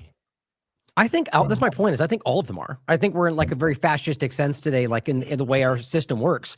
That once they get to a point to where they have enough money behind them to influence one thing or another, it's seen as a possible threat, right? So they get co-opted. They get pulled into the I mean, I think that's everywhere, guys. Like government, it's not, it is blended. That's what we're seeing. That's what Whitney's been talking about for a very long time. The public-private partnership dynamic. It's all just blended together. So everything's nothing is everything. It's becoming like with like Uber and DoorDash and like these Spark, I think is another delivery system where now people become employees using their own shit, getting paid little to nothing. Like little to nothing. I'll give you an example. I started doing Uber Eats because I'm broke as fuck. Right. But I like the idea, to be quite honest. Like outside of the idea that Not how if they you're don't using pay. it to control. Like I mean, you They're have a able choice. to do it to where like there's so many people trying to do it and trying to make money and stuff. Like they don't a fare that's a fucking hour-long one-way trip. The fare is only $3. So why do you do it then? Because it's the tips. Now you find out that people can put in a tip, like a $10 tip, and then you do everything exactly as they want it to, and then they can go in and just drop $9 off the tip, and you only get $1. They put the $10 so you don't fuck with their shit, and like it's fucking crazy, and then the gas and all that. I mean, I guess driving people around probably works a little bit better, but what I was getting at is now they're trying, like with Walmart put in all self-service, right? So you become the employee. You become the employee with 0 discounts. Right. You got to go do the shopping. You got to go get your shit. You got to deal with all the fucking people. Then While you the got prices increase. While the prices increase, and then you have to scan your shit. You have to make sure you know exactly what you're doing. So if you walk out the door, you don't become a criminal. Right. Because you forgot something on the bottom of your little buggy basket, whatever you want to call it. I don't know where you're at. Right. So like that's what's going on with that, So then now you have Uber and these delivery systems that are kind of the same thing, where it's like this self-serve. They got it even on Uber where they'll give you a debit card, and then someone will put in a shopping list, pay the money for the shopping list.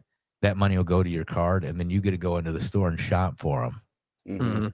And use the card, and then I don't know what that costs. I ain't doing that shit. That's I think the difference though is like, so the one side of it is they're not equivalent in my mind. I totally agree with your overall point though, but I think the direction of where like the Uber part of it, like I like the idea of if you want to, right?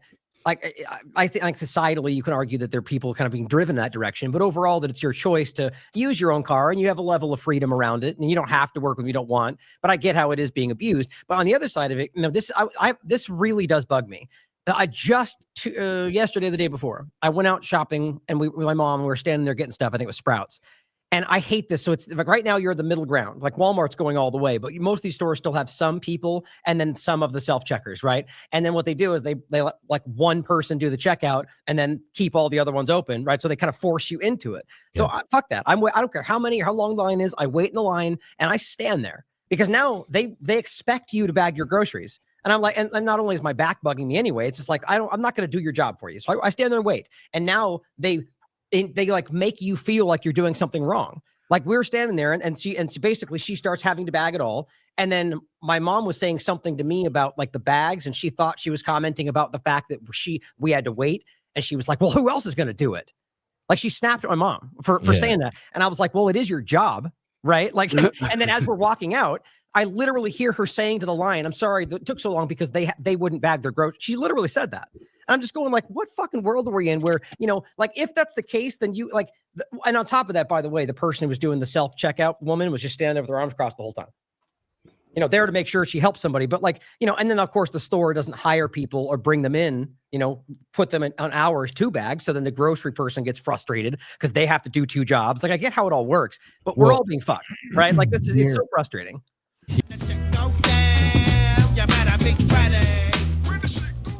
Is hectic and crazy and involves Donald Trump basically selling out everyone so that, as we said, he could hand over Gaza to his son-in-law. But let's stay with jokes here for a minute. Let's do that. Although, there's Tease. Let's bring Tease up too. What's happening, buddy? Can you hear me? Yes, sir. All right then. How's it going? It's all right. I got mildly ill, but not horribly ill, and I'm just coming out of that now. So other than that, Me too. Welcome to Mexico. What was yours from? I think the gray mist that they were spraying. I don't know, man. I don't know, but I didn't do a slow news day on Sunday because I woke up feeling like hammered shit. Felt a little bit better on Monday, and then like towards the end of the show yesterday, I was like, "Fuck, dude, I got to wrap." You know, I'm sitting there like sweating out of my earlobes, and yeah, it's just uncomfortable. Yeah. What has happened in the last couple of weeks? I've been sparse in hey humans, sparse in my media attention. I gradually flipped through the Twitter and realized that everything's a clusterfuck as usual. So hey, yeah. Well, again, if you guys in the audience watched the first AM Wake Up that we did after October 7th, then you heard Rantcast and I go over the history of the Kushner family and the Schumer family's involvement in brokering settlements, illegal settlements, and we talked a lot about, well, I guess on and off since the whole thing popped off, the natural gas fields that they found right off the coast of the Gaza Strip. That for years the IOF had like military naval blockades around, so that neither the Lebanese nor the Gazans could profit from the natural gas that existed right off of their coast. And wow. A guy with an ICC arrest warrant, international war criminal, showed up to Donald Trump's house yesterday. And maybe he thought it was cool because Trump is a quote unquote felon or whatever, you know. So maybe they were, comparing, I guess, body counts. Are we talking about bye-bye here? Mm-hmm. Yeah. Mm-hmm. Benny Milikowski. Yeah. I think everybody should call him Benny Milikowski. Yeah, that's it. Anyway, and they had a great conversation apparently about how they're going to be carving up and running the Gaza Strip as a permanently occupied U.S. territory now. And so that's kind of wild.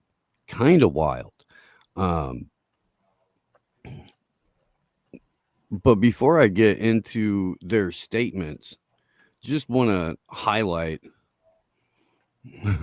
which one's the tail and which one's the dog. You know, back in the day, how they would have two guys in a horse costume and one of them would have to be the ass.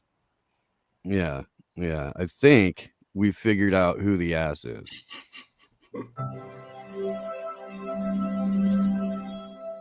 There you go, friend. There you go. Let me get your chair for you. Yeah.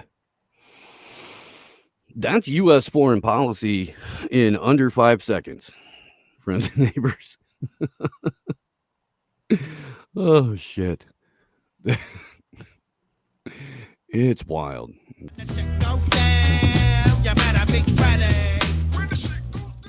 For the first time back in a couple of years, Dave DeCamp.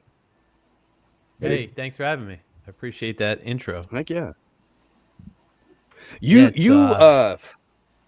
a champ, Dave. You are. You're a killer. At least I mean that in the way that like you call good comics killers. Like you're a beast, dude. I appreciate your work and have for quite a while. Thank you. So good to see you again. Let's get into the land grab, real estate grab a little bit. I'm sure you've seen all of the clips from yesterday's little suck and fuck between Benny Milikowski and Donald Trump. What's your take on that? Like, how do you view the overall situation?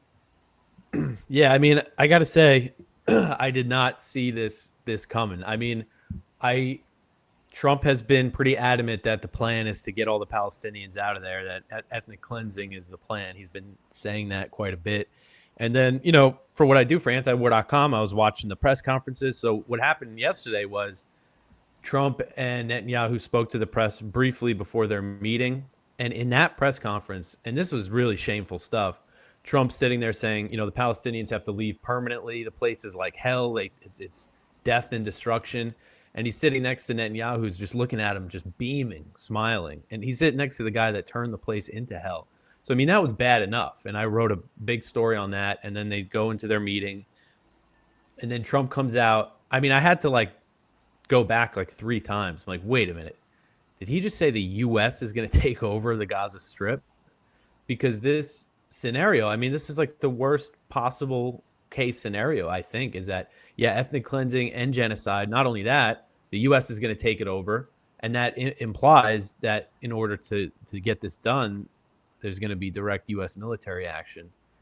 And, there's a lot to talk about here. A lot of people say, oh, this is, negotiating tactic, art of the deal. He's playing 5D chess or 6D chess. I don't know what dimension we're up to at this point. But even if it is, suggesting that, it is just completely... then what's the negotiation? What is he trying to get done here? I think he's just trying to get the Arab countries to say, okay, we'll take the Palestinians. I don't think if it is a deal he's trying to make, I think the deal is still the ethnic cleansing and at least Israeli takeover of Gaza. And even just suggesting it can call, there's all sorts of implications here. This could completely, there's this really fragile ceasefire. It's just again, it's just really... Well, there's no such thing as a ceasefire because the Israelis violated it within Well, minutes one after side a has- deal being inked. Yeah. Yeah, it's one side has ceased fire. And it's the same thing in Lebanon. Israel has not stopped firing, but Hezbollah has. And in Gaza, same thing. Hamas hasn't attacked any Israeli troops. But this could be something that completely sabotages it, because if Hamas really thinks, okay, the U.S. is going to try to, if they're serious about this, then what's to stop them from starting the attacks again? I think they want to do the hostage right now. 100 American mercenaries in controlling this checkpoint. That's a prime target for Hamas if they want to hit the Americans back for this plan or something. So there's just so many variables. It's just crazy. I try not to be too surprised by Trump, but this is just man. So right after October 7th that happened, our first show, our first AM Wake Up on the air, we were talking about the settlement brokerage firm that the Kushner family and the Schumer family and a number of other prominent political families have, and the end game would be the land grab, and would be that U.S. Israeli, oceanfront property in the Gaza Strip, and also access to the natural gas fields that exist right off of the Gazan coast there. And they're not talking about that yet. The big conversation is about acquisition of rare earth minerals in Ukraine, as far as that goes. But if they let people know that there's, an available energy resource in Gaza, then they won't be able to sell the plan as hard the way that they're trying to do it. But I do believe that that's all incorporated. Yeah, probably. If Trump knows about those gas fields, he really is going for a early 19th century, early 20th century, U.S. style of imperialism, tariffs and military Manifest intervention to get the resources. Yeah, and that's seems to be a style. And I agree that you guys were saying right after October 7th that land grab is going to be the goal for Israel, and I thought the same thing. But again, just the U.S. actually doing it directly, I did not expect. And you mentioned Kushner. I just wrote a thing. This is probably no surprise to anybody, but there's this report that Jared Kushner helped, is behind this plan, basically. Helped write the speech that Trump gave last night. which of course, again, no surprise there. But yeah, it's just and the natural gas. That's one thing. Like, would the Israelis want the Americans to get that gas now? But I guess if you have American, oh, there you go. Yeah, just publish that. If you have American and Israeli company, I guess everybody can make money off that. But yeah, the whole thing is just and this whole like Kushner and Trump and MAGA people, they always talk about the Abraham Accords, how that brought peace to the region, which is just obviously not true now after October 7th. But if Trump has that understanding in his head, like, we just got to make these normalization deals, but those deals is that they didn't deal with the issue. In the whole big issue is not Israel and the Gulf Arab states not having diplomatic relations. That's not the problem. The problem is the military occupation of the West Bank and Gaza. And if you don't deal with that, it's just the violence isn't going to end. Which seems to be the impetus behind forced relocation, so that you can clear out the existing problems and get to work on, contracting Thai slave labor to build your waterfront hotels. Trump saying, "Oh, trust the plan. It's all just, he screwed over Netanyahu." They're putting up this video of Netanyahu's like face while Trump's announcing it. Say, look, he doesn't look happy. Like, but I mean, I think that's just complete cope, because again, if it is a negotiating tactic, the plan is still to get the Palestinians out of there. The plan is still ethnic cleansing. So, how is this good in any way that he's out there saying this stuff? Well, the problem, Dave, is that for the last several years, the most Americans' drug of choice hasn't been fentanyl. It's been hopium, and then the copium that you have to smoke after the hopium in order to get through it.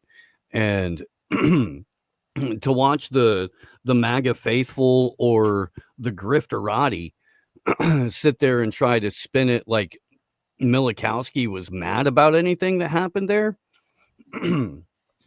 Laughable.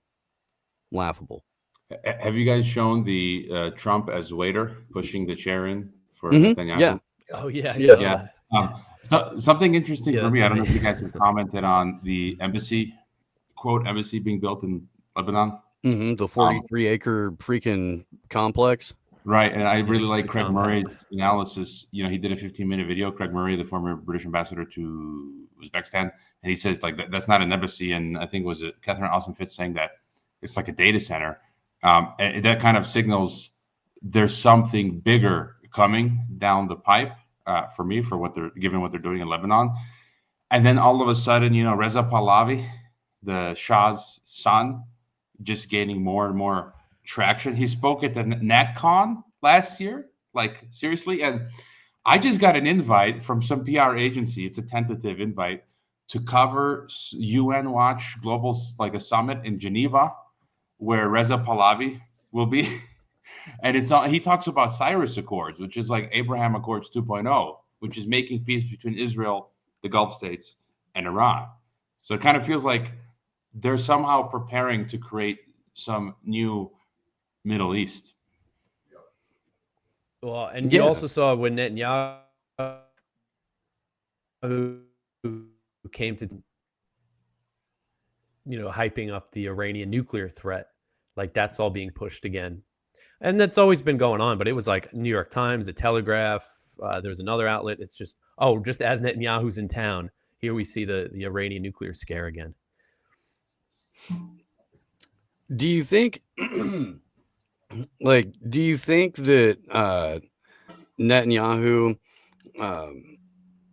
held it over Trump's head that he had an ICC warrant out and that Trump was just a mere low-level felon? You think he was like, hey, just since we're hanging out, I know that you were in some trouble, but I am a far superior criminal than you? Because that's just kind of like it's just couple of war criminals hanging out, doing war criminal stuff, talking about the forced removal and ethnic cleansing of what should at this point honestly still be a nation state called Palestine. in order to, exploit the natural real estate market, along with acquiring all of the natural gas that's offshore. Tease, you look like you're part of the Last Supper. Well, okay, thank you for that. But does the Godfather have to mention his position over his various different bitches? I don't think he had to say anything to Trump. He just had to use a tone of voice. Says it all. Or have him push in his chair. Please stay there. Yeah. What? Not going anywhere, Hermorde. You're sprucing up the. And Trump, Trump's like such a body language guy. The fact that he, didn't see how that would look pushing in Netanyahu's chair like that. And you look even like the body language during when they were both sitting on the chairs during the first kind of press conference. Trump was like slouching and Netanyahu's sitting there just beaming, looking at him, smiling, like, oh man. And people trying to tell us, oh, he blindsided Netanyahu. And I mean, I've seen this since the campaign. People saying, no, you see, he's actually gonna. This is his plan for Israel. He's gonna say that he's gonna back them, and then the U.S. is gonna take the land, and then blah blah. Like, just people are just still holding on hope that this is all some kind of big plan. I have a word for these people that I came up with the other day, Dave, and instead of snowflakes, they're broflakes now. They have turned into broflakes, and it's the exact, like the people who rightfully called out the left for their delusional devotion to a transhumanist, criminal, genocidal ideology are now cheerleading it because it's their guy and their team. And you couldn't pick. And that's another thing. Go ahead. I've seen some people jump on it and say, hey, this is great. We're going to actually take over Gaza. This guy, Will Chamberlain, he was like a big DeSantis guy. He's just like a conservative Inc. kind of guy.